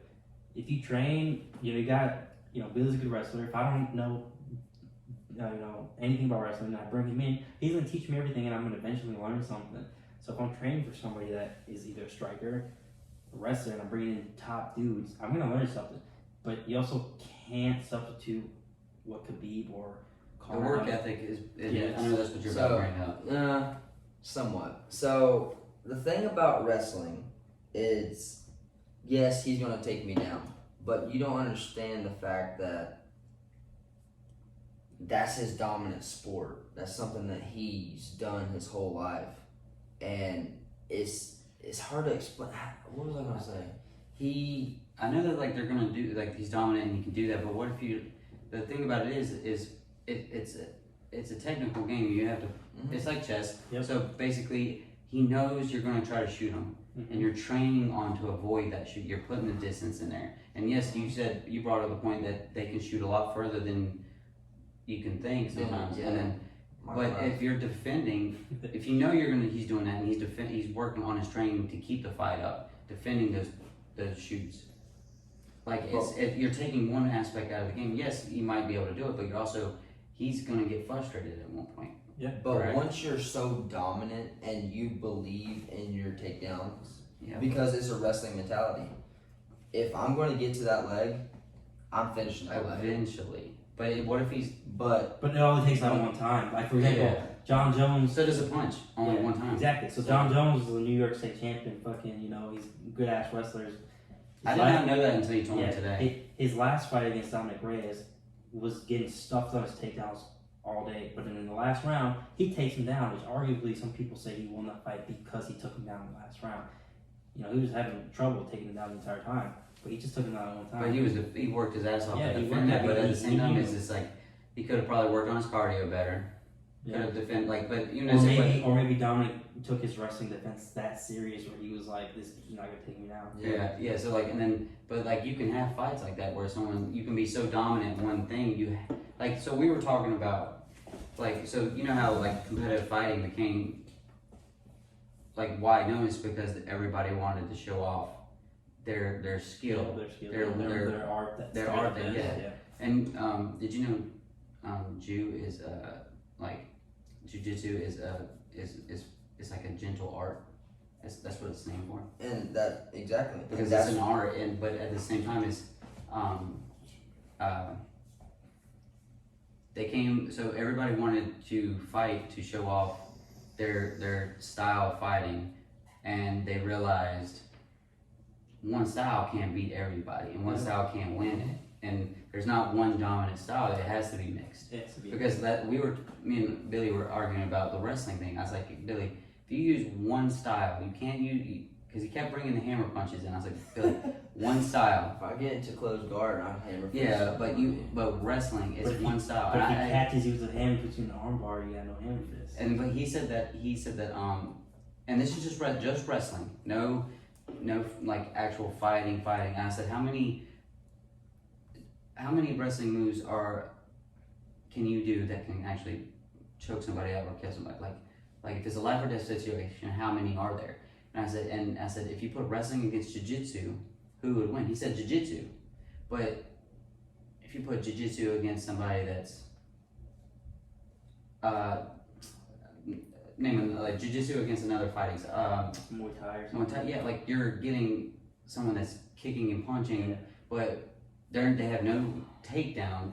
They're not taking you down. So I'm gonna tell you that story. So this is where I had a buddy that was in the army. But his name's Zach Busby. He's a boxer, good boxer, but he's a small little dude, maybe like 130, 140, small guy. Oh wow. Yeah. He was, we're both like, feet like, he knew I wrestled and I knew he boxed. We were great friends, but we got drunk one night and we were talking shit to each other, how friends do, and we were like, let's throw down, whatever, throw down. Granted, we were drunk, but it doesn't matter. So we ended up fighting in the streets. This man tagged me with shit that I didn't know was coming, where I was like, I gotta take him down. And I took him down. And he had no defense for it, right? He had no defense. He went down. And it was done, But what did you do? Did you throw punches? Or did you just do wrestling? After I double aimed, I threw a couple punches. But that's the whole thing. But the we were fact is talking that, about, like, That's his he was, friend. yeah, it was. No, I mean, if it wasn't your friend, but if you Yeah. but if it was just wrestling and just boxing. yeah, you have him down. But if you use just wrestling, I think if he was my size and he was boxing, because I was trying to fight with him because I thought I was gonna hit him. I didn't hit him one time, and he was tagging me, and like I didn't even know how, but he was tagging me. Where the fact was like, if I don't take him down, he's gonna beat shit. Yeah, So maybe a dude that's stronger knocks me out within the first two punches because I thought I can stand with him. Because I thought I can stand with him. Now, because I didn't believe that he was that good of a boxer. So if you come up and you've been boxing for whatever, and I'm like, you're my size, I'm probably not gonna stand with you. But Billy's boxing, I might stand with him a little bit because he's a little smaller until he starts tagging me, and then I'm taking him down. So I guess it all depends on like size difference. Like if somebody who's my size is boxing, I'm not gonna stand with him. And the thing is, being a wrestler, you can dictate. Like, body types. You've learned to take down different body types. You have long and lanky, you have short and stocky, you have a medium size. Like, you can examine people. But the thing I was going to was life and death situations. You can't, if you're wrestling, you have all the moves to take somebody down, but you're not going to kill somebody with just wrestling. I guess if you would have to choke him out to make him pass out, which is something you would. You would really have to, talk wrestling, which would be more jiu-jitsu. But I was saying that's why I'm saying if you do that, the reason the whole fighting styles came together is to be a dominant, and they realized you can't throw wrestling against a kung fu person. You can't throw wrestling against jiu-jitsu because jiu-jitsu wants to be on the ground. They once you get to the ground, you're gonna be. I guess wrestling is like if you just use one part, you have to mix it up. Yeah. Unless you're slamming a dude on his head, which is. Or yeah, if you grab him and throw him on his head, like yeah. I've done things where like a dude had shot on me and I sprawled and his head hit the concrete. And at that point he's done. He's out. I didn't do anything. I just sprawled because I knew how to sprawl. Mm-hmm. And I knew to put my hips on him, and he just didn't shoot. He didn't shoot good enough to put his shoulders up in me. He just had his head on my hip. Because my hip went down. Most fights, what they do, they come in, they go 1, 2, and try to scoop you. But when they scoop you, their back is all out, their hips aren't in. They shoot with their arms out because they want to grab, but they don't want to know that shooting is with your legs. Like when you learn, like tacklers for football are great wrestlers too, because you have to learn how to shoot in the right way. That's why Coach Carson always wanted us to those play hips football. in, drive with your head. And drive with your hips too. That was very humbling for me. So when it comes to taking a jiu-jitsu guy down, you're always taught in wrestling, come in either post or underhook, high crotch, and you're sitting here looking across his back trying to drive. But little do you know, he's doing something. he's else with it. guillotining your ass. Yeah, and so then that you like that's the sleep. thing is you have to mix it up. There's not one dominant style. I don't think there is one dominant style that's going to be able I to think take. that's So why I modified my takedowns when Yeah, it comes you to have to have- jiu-jitsu. I think a Yeah, perfect so- mix is you know how to box well enough to defend yourself, like hooks, uppercuts, like where if somebody's coming at you, Mhm. you know how to counter strike enough to where you can take somebody down and comfortable on your back. But if you have a jiu-jitsu guy versus a boxer, that jiu-jitsu guy is not taking that boxer down. He could, Because but he could, but it's gonna be a struggle. It's gonna be a struggle, and then the jiu-jitsu guy's gotta survive on his feet long But enough. it's not. Which who knows how long he It's not survives gonna on happen his feet. because jiu-jitsu. I will say though, I'm very biased, but like a jiu-jitsu guy is not taking a wrestler down. He he's might not trained to do struggle that, a though. little bit to take down a boxer. It's going to be a lot harder to fight a boxer That's what than I it would think. be. So jiu-jitsu is all defensive, right? It's so. But It's they're there's not offense, but trained. there's- They're not trained like so. The one that you're doing is not trained for takedowns because you already know how to do takedowns, right? Yeah, so that's why my transition from a wrestling background is working so well to a Because jiu-jitsu. you already know how to do Yeah. the takedowns. He But, knows but the in field. jiu-jitsu, you're not trained. That some part of that jiu-jitsu, you're not trained. You're just trained. If it does get you just know how to get out of situations. But one thing about wrestling is like it's literally a wrestling room is so much more different than when it comes to a jiu-jitsu room. Oh yeah, well it's definitely cleaner. Too. Jiu-jitsu is definitely. You can say Jiu-jitsu is that. a lot more relaxed. And wrestling gym is I've been in one of them and I turned around. I can't It's just as bad as a football. I can't say workout. about the jiu-jitsu room, but I know wrestling room once you step in there. Sticky, It's get after It's it, like that weight room different. at Sun Valley. fucking The weight room at Sun Valley. run. After someone worked out, after like they ran the football players through it, and they did like a burn session, and all the windows are fogged up. You walk in and you're like, what the fuck is this? It's So super this feel. is kind of how a wrestling workout works out. You go up to the heater, turn that thing all the way up to 93. Then you go in there, you start running, you Well, warm up, you stretch. there's a method to that. It's not. It's a what do you call it? mentality. No, it's a God. What am I thinking of? The word. It's a tactic because you're working in heat, which also you're sweating, which you're trying to burn that water weight anyways as well. Yeah. It's also a great tactic that you use Yeah. when you're trying to. Absolutely. I guess it also matters with the leaders you have in the room. Because I know our junior year, which is like arguably the school's best year in wrestling, we had great leaders. People were like, you saw you slacking out, they're calling your ass Yelling. out. And I think in Yelling. wrestling is like, Yelling. yeah, no, Mikey was one of them. I don't, Yeah. I don't know how it is in football, but like if somebody's like, you're not working, you can't just go and beat them up.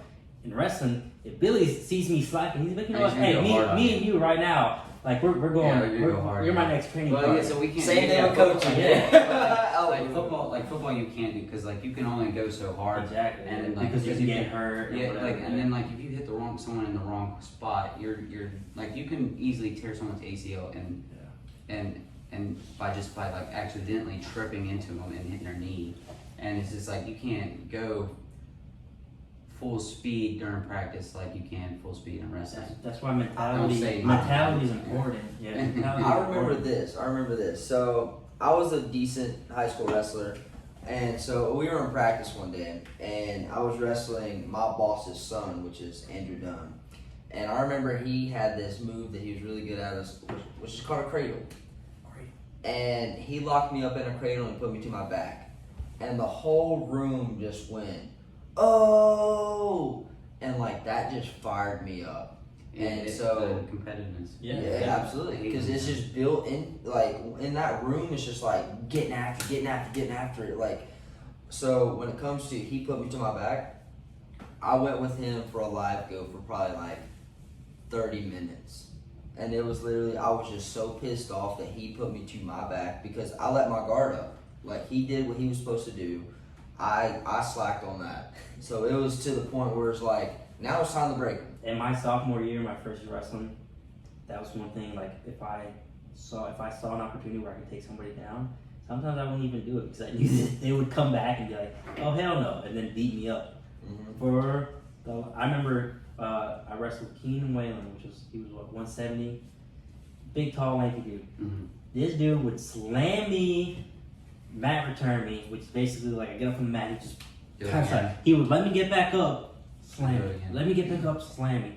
And part of that is like you're testing them to be like, I want him to quit because I want to make sure the dudes that are coming in here are not gonna fucking quit when they do that on the mat. Mm-hmm. And part of me was like, yo, I'm not gonna get back up because I know he's gonna do it again. If that was me, I would have been fucking pissed. But at the same time, you're do it on the mat. Exactly, yeah. Get up and take him down. Yeah, I knew that. Like, beat I him. knew, and now I knew if I got on the mat and this guy kept mat returning me, I was gonna get mad, and I'm gonna do the same thing and take him down and beat him because I knew what it felt like and how it went in the room.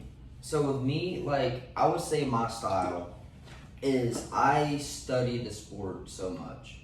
Meaning, if there's a new technique that comes out, I'm studying the sport. If there's just anything that comes up, like, I'm trying to be a master of wrestling. That's my goal. So obviously, there's new techniques coming out and stuff like that. But It's always evolving. I never had strength behind my thing. Julian just talked shit about me earlier about how I was weak. So like everything that I did, like chances are if I try to hit a high crotch on Julian, it's not gonna work. So I'm going high crotch, outside single, snap down. You're using a different method, yeah. I have to mix it up because I know one, he's stronger than me. I know that, and you have to factor that into when you're also wrestling. You might be the same way, but the also dude might be stronger as fuck. Yeah. And I've came across really strong guys. Just because you're the same weight don't mean it doesn't mean nothing. Yeah, absolutely. You could be. I've been I've seen people the same size as me, but like fucking ripped. And that's the thing is people see people that are huge and think they're like, oh no, I can't do anything. They're strong. It doesn't matter if they're strong. Like strong doesn't mean anything. Yeah, it's all about technique and the And work ethic and. If people saw me and they were like, I'm gonna beat this guy's ass, I'm gonna try to scoop him. Because they don't know. They don't know. Yeah, so they don't know. that's why I like is like knowing people. So like if Billy got in a fight with a one-on-one dude, I'm gonna sit back and I'll be like, this is gonna be interesting to watch because Billy. You just be like saying, Billy, you sure you want to do this? No, I'll be talking to you, but hey man, you sure you want to do this? Because I mean, you know, and then I'll be like, hey man, you sure you want to do this? But the thing is, all jokes aside, but like when they actually feel my pressure, of like they're not blasting me. If I get low enough, not saying like I'm down here on my knees or anything, like I have a great center of gravity. Like there's not gonna be a guy that's gonna sit there and scoot double legs on me. Cause I'm gonna give him one leg and then I'll go right to an ankle wizard. If you want an analogy of what Billy is, you're wrestling him. Have you ever had maybe a little bug in your house, like a spider, and you're trying to kill it, and that man just runs, back and forth, and you're over there trying to stomp on him, or whatever, and he just gets away. That's him. He gets a leg, and you're like, whatever, and then he's on your back, and then you're like, all right, whatever, and then you're on the ground. You're like, dude, he's not even. I'm falling on my own. He's using my gravity against me. How the hell is this happening? Using the weight, yeah. So the main reason why I decided to become a better wrestler. So my freshman year, we had 3 good guys competing for the spot, and so we had Brian Inouye and Brett Barber. So those two that is what made me who I kind of am today, and then I'll elaborate on that. Thanks, guys. Thank you. So you brought us this guy. This is the reason why I am the way I am. So my freshman year, we would all battle. I would beat Brian. I would beat Brett. Next week, Brett would beat me, beat Brian, and normally Brian had the better of all of us. So I remember wrestling Brian, and I've already beat Brett, took him down, everything. I beat Brian in a wrestle-off. Brett in a wrestle-off. So I remember going into my freshman year, preparing for regionals. And regionals is top 4 goes to states. So then when I went up against Brian is kind of like, he's a very defensive wrestler. He was very strong, he was flexible, he did gymnastics back in the day. Very tough guy. Very.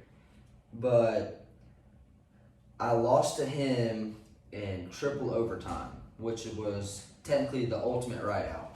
And so I had 30 seconds to either get out or hold Brian down. And Brian was a strong guy. Like he had one more year of just strength on me and like technique. And so it's either me hold him down for 30 seconds or me get out. And me being stubborn, I'm like, dude, I can get out.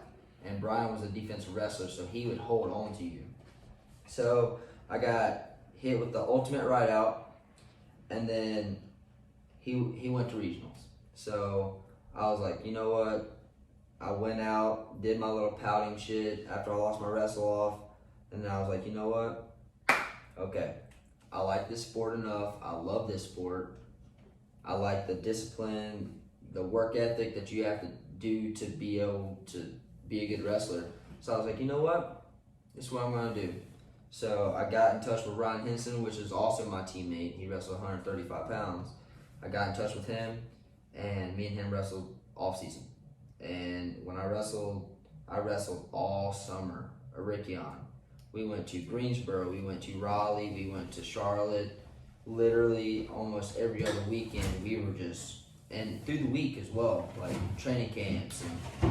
And I really learned what it took to be a state champ and actually learning to grind. And everybody want to be a state champ except when you have to do state champ work. Exactly. And so to be great, you got to put in the work. From that, I learned what it took. I learned what it took to overcome adversity, and I never wanted to feel that feeling ever again. So with not feeling that feeling anymore, I knew that I had to make a change. Like those couple months in the off season, I knew that I need to really step up and become a man if I like this sport enough to be successful. So then literally I went 19-10 to 56-9 my sophomore year in high school, upsetting seniors. And so It's definitely the work ethic. I have two questions for y'all, and we can talk about them. And then if y'all have any questions for me, I want to ask. Yeah, I got a question for you at the end. yeah, I got one too. So me and Billy talked about it. So I think he already answered. Was so Bruce Lee. He was trained by Ip Man in China by the Wing Chun fighting style. And he came to America and he developed it unto his own style, right? And there are UFC fighters that believe that if he fought in the UFC, he would still be good because he was fast. He knew how to hit people. Do you believe that? Do you think he would be really good? I believe he would be still really good. He was before his time, meaning like now there's so much footage of people. So he was above martial arts, meaning that's a good like he was really like, he came up with his own technique. He learned it, but he also evolved from what his body type was. And the Wing Chun is very popular and very good. I think if you put Bruce Lee in his weight class, I don't think UFC now. I think if you put him up against modern day UFC fighters, it's too evolved where everybody knows so much that they know how to counter what he knows how to do. But you put him back in the days like UFC 1 with the Gracies and anything, yeah, he's definitely winning. What if he say if we have a Bruce Lee? What if we have a Bruce Lee now? And then he's adapting, learn. So say if Bruce Lee was didn't age, basically, but he has that same fighting style that he learned in China, the Wing Chun from Ip Man, Ip Man, and then he realized there's UFC. And he branches out. Yes, but don't you think his fighting, so when I was explaining the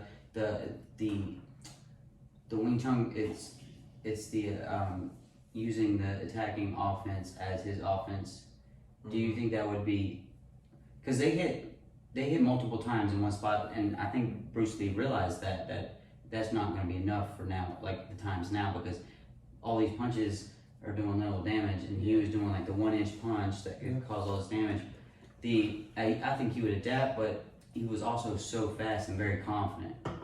So confidence is a very big key with anything that you do, anything that you have passion for. You're going to be a little confident. You're going to be humble because there's always somebody that's bigger and badder out there. But when it comes to Bruce Lee stepping into the octagon, he can stand up, but 80% of a fight is on the ground. So if you take somebody down and you pass guard and you get full mount, then literally he has nothing really that he can do anymore. Yes, he can keep distance. He's got the 1-inch punch. But I'm just saying, ideally, if someone could get to his leg, and if you're in close to a wrestler or a jiu-jitsu guy, and let's say he pulls guard, he's going to be able to submit Bruce Lee. Do you think he would be a champion in today's UFC fight? No. Because he's probably really light though, so he's probably not gonna. A lot of the I think like bantamweight or like maybe like featherweight. So him versus Henry Cejudo. I think he would be so dangerous on the feet That people would make sure that they would take him down. And I'm not saying he adjusts or he takes wrestling camps and knows how to do because he was a hard worker, so he probably would train to Yeah, where he went. It would be a good fight. I think it'd be so he's so fast that he would land so many punches. So it goes back to Conor.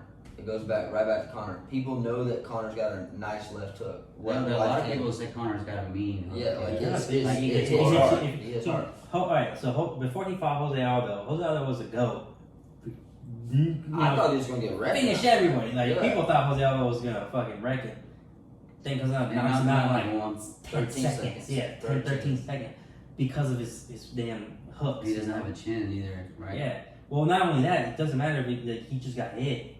You got rocked him. That's what's so important about Khabib. Khabib dropped Conor on the feet, and I will elaborate on that.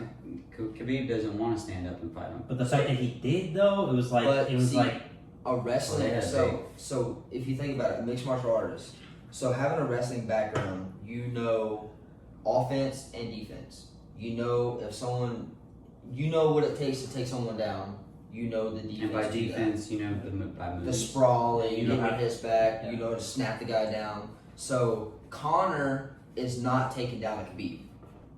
He's not taking It's down. not- a yeah, But Khabib. he's going to defend it. He's being trained. He to can defend it. defend it. He's not going to go to the ground with Khabib because he knows He's Khabib not. can outwork He's him. But not he's not going to going shoot a takedown. He's training to defend the takedown. Correct. Yes. But being a wrestler, like, I can take you down. I know you're not taking me down, so I need to work on my stand up with this Yep. guy. But I'm still going to try to take you down. But that's one less thing that I Yeah, got to worry about. going into his camp, he's focused on stand up. And just like Khabib Yes, yes, and Conor because he is has focused- so much. He's also focusing on not getting hit because Khabib did get hit a couple times in that match. But that one hit could have changed That the one hit, whole he could've. outcome. And if maybe if Conor doesn't get taken out a couple more times, it changes. Yeah, the so whole like thing. Conor whole camp was defend the takedown. So gonna take down. And defend, Yeah. and then try to keep it up. But at the same time, he was training too on the ground. He wasn't just striking. He was training to get out of some submissions and stuff like that. But And when it comes back to Yeah. when a wrestler takes you down. Now it's different between a jiu-jitsu guy. When a wrestler takes you down, the pressure that we put you up against the cage or put you into the ground, It makes you tired. it makes you exhausted. And not only that, because- you got to be demoralized. Like if I'm a boxer, I'm striking, I'm knocking everybody out in like 10 seconds, and then Billy the wrestler comes there and he drops me, I'm gonna be like, crap.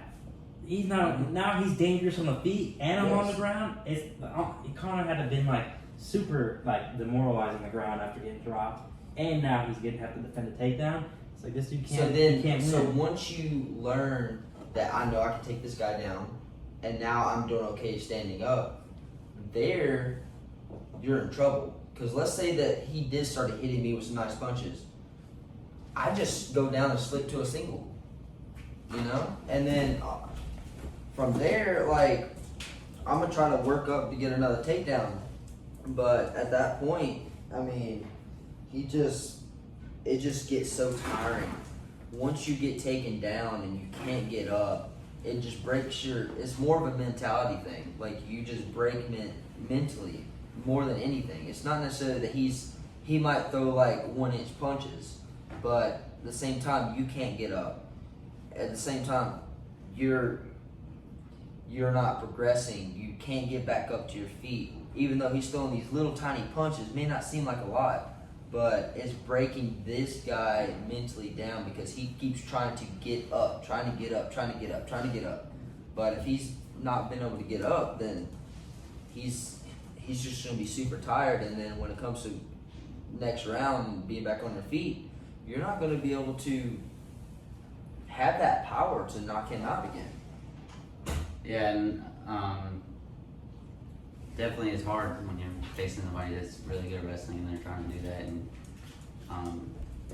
with Connor, no wrestling, but He's tough. he is tough. Connor's tough, man. And he's a hard worker, and I think a lot of people overlook that because of the shit talking and all the stuff he's been doing now. But I think the whole cowboy fight really showed that like he was there to like he stopped the drinking and stuff because he had that new liquor, his whiskey come out and stuff. Yeah, and he came out and he said that he stopped the drinking during his camp. He really trained. Yeah. You could show that he was a different he went over and gave the cowboy a hug and his grandma or his mom. He shit talks, but at the same time, he's very respectful, and I respect Connor for that. And the other one I was like, how so when y'all wrestled and I know like when we're young we fucking hate the other person when we talk like wrestling and stuff, but like as a fighter, or do you think that the beginning of this all showed, do you think all the fighters respect each other even though we don't see that part? So like, did the work, like what you're going through is like pretty fucking, like just wrestling, making weight is like the hardest thing, like it's miserable. Yeah. but do you think that they're gonna talk shit because everybody, I'm gonna sit here and say I'm not gonna lose to you, but at the same time I'm gonna still here and be like, yo, you're my boy, I'm gonna fuck you up though. I think it's parts like Yeah. if I'm fighting and this dude is not like I'm gonna fuck you up, I feel like the other person should say I'm gonna fuck you up because I know he's giving 100%. So if I beat him, it's like, dude, That wasn't your best. Yeah, if you weren't taking it serious, then I don't feel good about the Yeah. win. Like if Billy's over here and he made weight, he cut, and he's like intense training camp, I'm gonna fuck you up, and then he goes out and he loses. I know that. But But strictly, it's also he too got much confidence also hurts you too. As well. It depends, some people pride off that. Some people like confidence. Some people just like they don't shit talk and they're just like I'm gonna do what I do. that's kind of me. That's my mentality. Yeah, When I step on the mat, it's because like it's not that I like the sport of just wrestling. I consider it more of like an art. I want to learn as much as possible. It's not necessarily. You have to have the grind in you, but it's Why do you want to learn so much? Is it because you?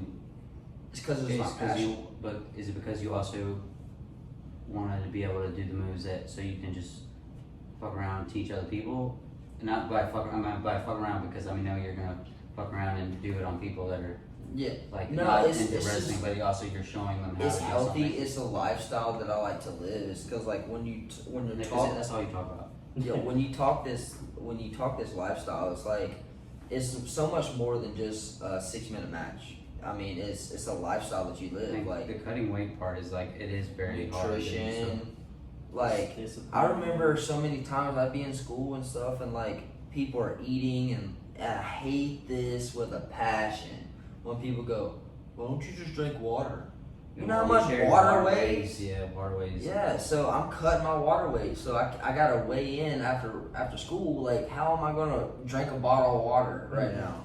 So I used to remember all the time, like being in lunchtime, and I would never drink water, or I would just skip it. And Water is so important too. water is very important, and dehydration is the key. Here's a question for Billy. Would you ever transition to MMA?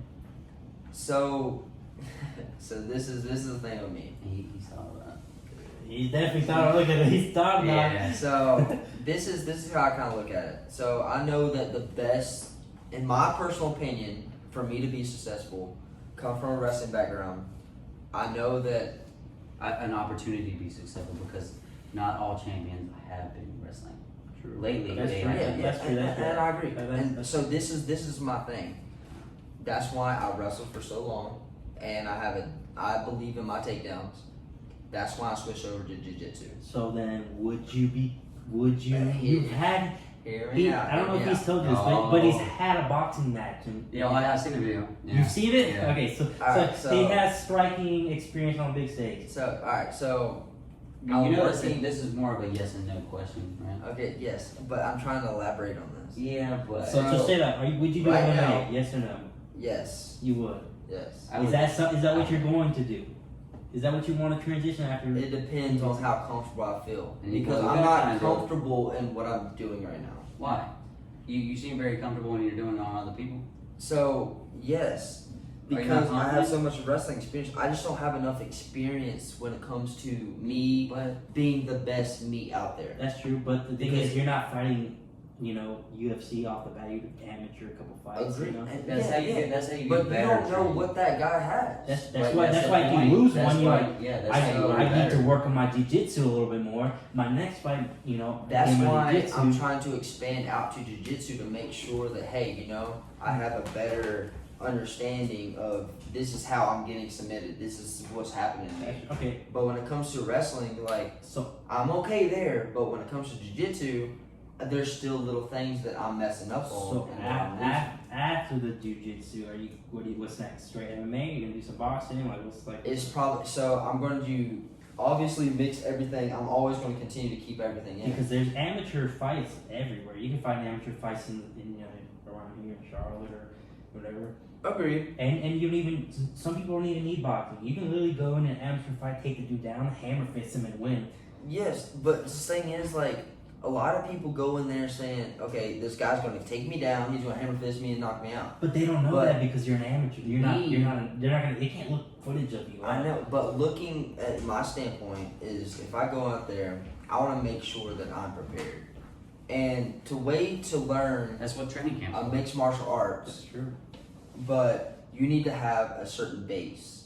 You have a base. You have a base. Yes. I Well, think, you have some training it jiu-jitsu. sounds like you have You're everything you need. You're just making excuses. You need a training camp and you need a date. You need to be like, Billy, you're fighting on this day, you need to be ready. And then So- you go, wrestling, you brush up in jiu-jitsu, Yeah, you take some striking classes, and you go out and you do what you But if see, you lose, if you lose, no, you don't lose. make any more excuses. No, because no, we this do- is, I'm letting you all- know the reason why. If you Yeah, lose, but- you lose. Like it's Yeah, but amateur. that's how fine. you That's learn. what Remember, matters. because when you said you got humbled by that experience when you lost, right? Yes. But that was in wrestling.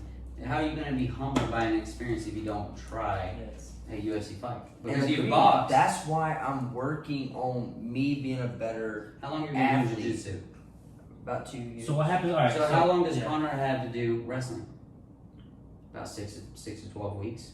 To So- defend. Well, then the in a thing UFC is, that's match. why he's getting taken down. So what But happens he's is- still winning when he beats What fights happens people. if But- you finish your jiu-jitsu and you're like, I'm comfortable, and then you do your boxing and you're like, I'm comfortable, Yeah. and then you go out and you lose. Then you're. Well, then that's where our game plan. Well, why don't you start But humble? why Get don't you, humble now. why don't you just start it? But then, right okay, now? so I'm going to go out there and not know How any many boxing wrestlers? experience. How many- No, you can learn- knock the fuck out. Like the That's guy, the great thing about the guy mixed you made me martial listen arts. to about wrestling that you played a video and said wrestling is the hardest sport. And the guy that just won or defended his belt again on the one that we bought or you bought, the UFC fight, Jose or no, I mean Justin the Gaethje, Justin smaller Gaethje. guy, the smaller guy. Hinge Zudo. him too, yeah. He No, fought like the Dominic guy Cruz. that's fought the match the same night as Gaethje. Yeah, Henry Because he Cejudo was a and small Dominic guy, Yeah, and Henry he was Cejudo. on Joe Rogan. Hinge Cruz. Zudo. Henry Okay. Cejudo. So Triple T. they just came from a wrestling background, and he went into learn how to strike and But stuff. he was at a certain level because there's levels to wrestling. There's levels to jiu-jitsu. There's What level levels are to you, boxing. Billy? I don't think that I'm a dominant So wrestler. how many dominant wrestlers are in the UFC that aren't wrestling? That aren't like there's a lot of them. So I you mean, can't they use all that. have to have a little bit of everything. Yes, but you can't say you're not dominant. You don't have to be dominant in wrestling. You just need to be able to defend out of it and do the takedowns if you do get taken down. I just think you need to go ahead and try it. Yeah, because that's the only way you're gonna get Take better. a couple boxing lessons, learn how to throw hooks, uppercuts, Like, for me, and then mix it in with your wrestling and see what you can do. Maybe But you throw see, like, like that's why I what knew I'm I saying, was like, gonna be good at this, football. This is the thing with me is I want to learn when it comes to it's not necessarily just an MMA guy. I want to learn wrestling through a wrestling guy. I want to learn jiu-jitsu through a Yeah, jiu-jitsu that's guy. I want to learn boxing through a boxing guy, Well, that's why you're. and then have a main coach. Well, that's what but the thing. but a lot All of the them do. professional fighters have a wrestling coach. They have a conditioning coach. But have strength, but boxing. that's UFC. But I'm talking about from No, like that's a not just standpoint of being able to be the best of the best because It's I gonna don't go to a want. training school. I don't want a jiu-jitsu guy telling me how to box. That, then I he don't should. want a He boxer should. telling me It's how gotta to have do hands. something. He That's should. what He- hands. Yeah, but you do So- a week of wrestling and then every day. But they is- also go. They work. They have a dominant gym. Yep. And they work there, and it could be just wrestling. But they hire other coaches to hit them, to get them on the striking. But you don't need them. You just need enough to get you in a fight. Yes. I can do it. Yes, I mean, I know. See, I now can we're go talking you up, but you're making excuses You are making excuses. I think you're making But- excuses because you don't want to go out there and not. and not succeed. Because you're such a great wrestler, you don't want to go out and be not a good MMA fighter. See, You that's want why to succeed, doesn't matter. but That you doesn't can't matter. succeed until you try. but that's why I need competitions in jiu-jitsu as well. You haven't. You, that's true. So start out. I want to. You That's have what to I'm be training in So then, jiu-jitsu. what's stopping you from going to jiu-jitsu? You have to be. tournaments? Coronavirus. You have competed. though. Coronavirus. You have competed. in I jiu-jitsu. haven't. No, Yeah, I have not competed. Oh in wait, you jiu-jitsu. didn't go to that one then. I remember you talking No, about. because I was going to. Just think about Corona as a extended training camp. You know, once, So once that's- the Corona's over, you that's the better, thing you is, better like, be in the I'm competition. trying. To be honest, I've thought about it so much. Was it? Isn't there like NAGA? Actually, That's like the actually, national You something. know I know what you Josh should do? Washington the other day. I heard. I saw you tweeted that. You know what you should do? What? You should do personal training for people that want to wrestle in high school. So like kids that want to wrestle, you should hire you should offer your service as a personal trainer to just try to train them like on the side. I think you know how like Overkion has their own like private a private Agreed. wrestling club. Yeah. Private. Because then you can make money doing that, but money can pay you for the training that you're gonna get. You need. Agreed. That's what they but do. at the same time, like there's That's what UFC fighters do. The ones that don't barely have the money, they train, but they also train people while they're training because they're making their money to help pay their and rent and their. I've thought about it. I have, but I will say though there's not money in. Not in an entry. No, you have to work, but There's a lot of what goes into it that. it takes a lot. You gotta be. you And gotta be even jiu-jitsu committed. gyms, like unless you're like BJJ world champion, you're not going to get a lot of guys out there because a lot of people are scared about going into a jiu-jitsu gym. They're like, oh, I'm going to go out there and get fucking tapped out and hurt. But in reality, a jiu-jitsu gym is very calm and you learn techniques and you drill it and you go spar and then you actually get to figure out who you are as a person. I also think that maybe it's just me, but when I go into situations and it might be calm, but I know it's not gonna be calm when that shit goes down. Like you have to have when you say someone, I don't want to have like a big because we're gonna wrap this up in a second. I know y'all have some questions too, but what I was saying is the mindset of someone going into something like me right now. If I went into jiu-jitsu first, I learned how to do the defensive techniques and stuff to get out of situations, and you started showing me how to do wrestling, right? Majority of what you've heard and people are speculating, people that go to jiu-jitsu aren't very good at wrestling. But that's also a mindset. And if you get somebody that has a mindset, like someone that plays football, that wants to get better, or anybody, it doesn't have to be football, someone that wants to get better, that's their choice and their mindset. They can transfer over. It's just the people that are doing jiu-jitsu aren't training to become. They're not doing jiu-jitsu because they're trying to become a complete fighter. They're doing jiu-jitsu because for a defense. workout or But if you have, that's why those people can't transition to being a wrestler because they haven't dealt with the work ethic, the workouts, the hardships you have to go through. That's why. But mentality. But you have to have a mentality, and if you have somebody that knows, like I was telling you, I was like, you want to run 10 miles, you want to see who runs the most miles in a month, I'll do it. You might beat me, but I'm going to die before you beat me. But see, I'm not going to lose. There's levels. So you can have me, I know a lot of technique. But if you put me up against Jordan Burroughs, he's going to fuck me up. You don't, but that's the mindset. You have to go in there knowing that Yo, you can. I can go in there as much power. I will say I'm gonna go in there into something and say I'm gonna fucking win. I might lose, but my You're gonna mindset try. is I'm gonna fucking hurt myself, get to a point where he's gonna be like, oh fuck, maybe this guy's got potential. He's gonna be doing something bigger, but I'm gonna fucking work my ass off. Absolutely. Yeah. But I know you had a question. Yeah, so okay, ready for this? Mhm. So the question is gonna be, so after sitting through all this, you know, Devo's joke, everything, Have you had any formal martial arts training? I have 0. Okay. Yeah. So if you were gonna sign up tomorrow, whether it be boxing, jiu-jitsu, wrestling, Muay Thai, whatever, karate, where would you go? I would do jiu-jitsu because I like the movement to be able to get out of things. Okay, so you would do it as, because I feel Just like in case. you're not a dude that's gonna go out and try to look for a fight. Yeah, I don't. Yeah. But the fact that if you got into a fight, I want to be able to defend myself. you want to know That's the whole point of me wanting to fight. Like if I fought, like It's I've not been in because one you fight. started it. Yeah, because I didn't even start the fight I got in trouble for. I just headbutted somebody. I was watching too much Muhammad Ali. I love boxing and I love like watching Muhammad Ali, and but like I don't want to go out and fight because first of all, you're gonna get in trouble. You're gonna get hurt because it's not in the right way, and then 2, the only reason I want to like I love watching stuff and like this Wing Chun. Like I like how they move their arms like to deflect and use the offense against their offense against them and use it as your offense. But I like to be able to defend myself if something did happen.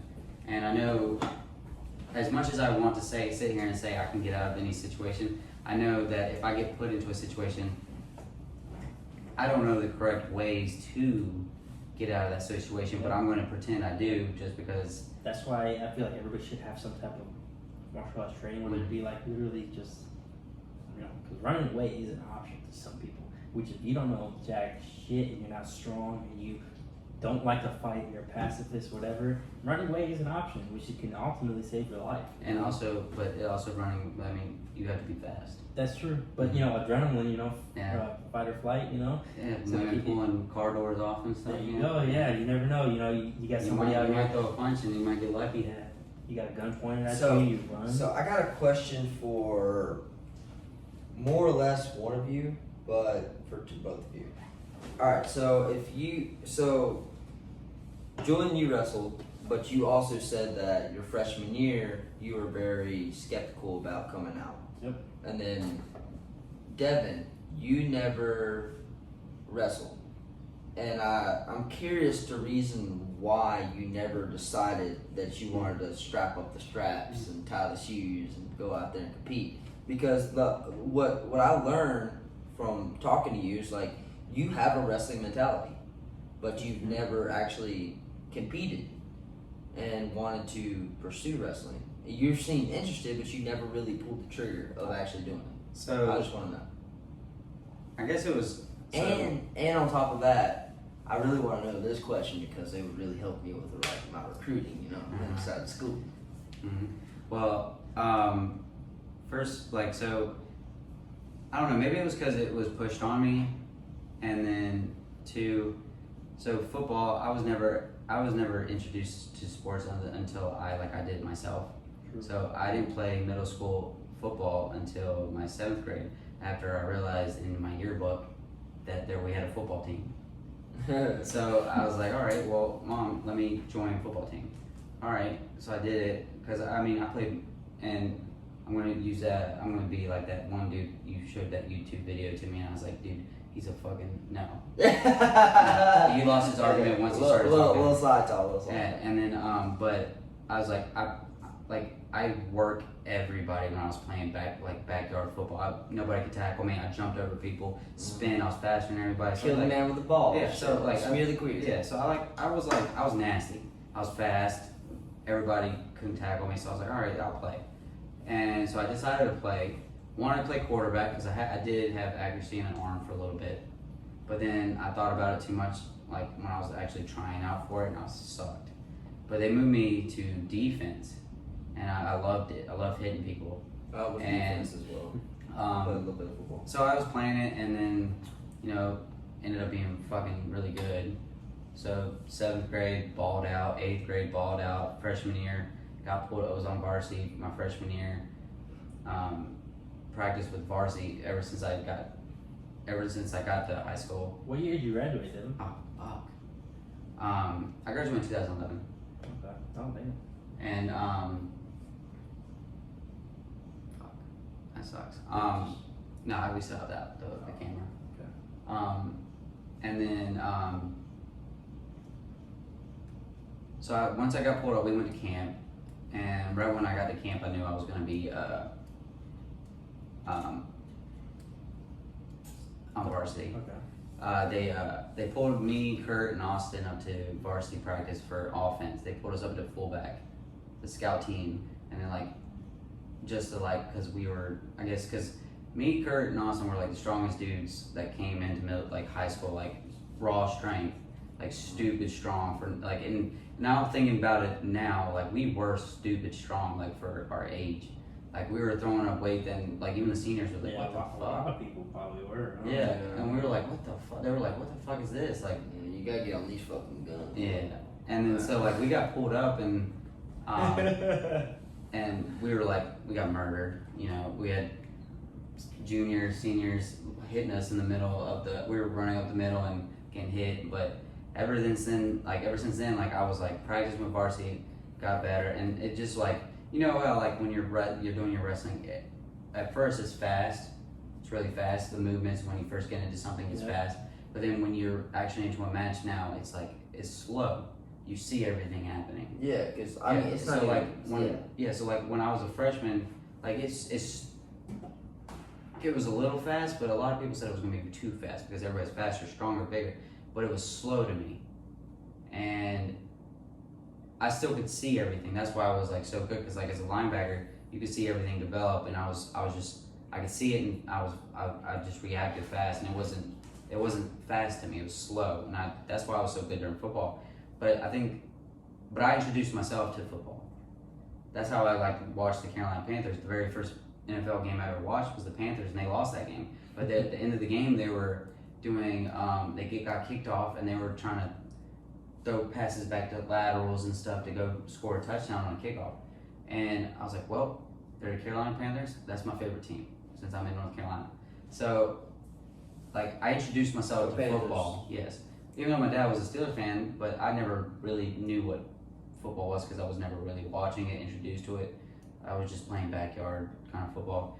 And I think when I got to high school, Coach Carson was he wanted us to wrestle. And then I didn't wasn't really feeling it, but then on two of it, it's dude, I don't want to wear that little suit. Oh, You don't feel it. That's what I'm saying. So that was a big part. That's probably the most comfortable thing you'll ever wear in your life. Dude, now I love wearing that tight compression stuff. Yeah. I wear it all the time. I wear it at the gym every day.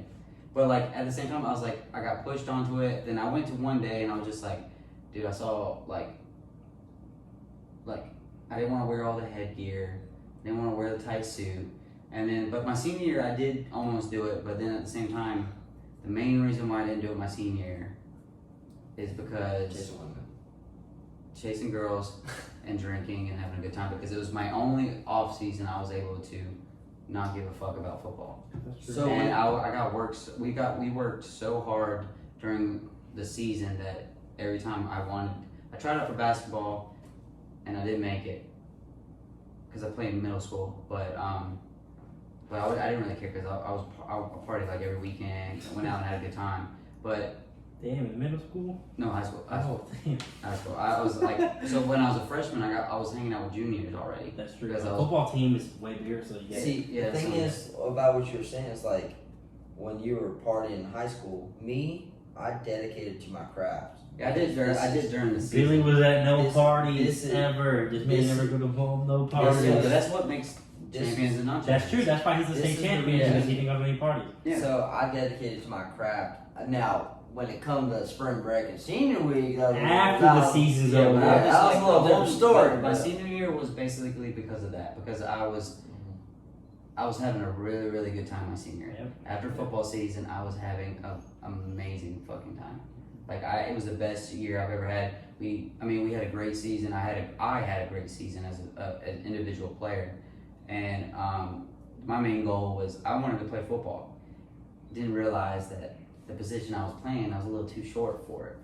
Yeah. And but other than that, I've thought about it. I think I would have been really, really fucking good at it, just because I love fucking hitting people and taking That's people. as long as you have the love for the sport, it's all good. And also football got me out of a lot of trouble too. So I think that's why I was so dedicated, because I was horrible when I was younger. fucking horrible. I was a bad kid. But once I started playing football, I had a lot of anger problems. But once I played football, all went away because I had a reason to take my frustrations out and everything on to somebody else.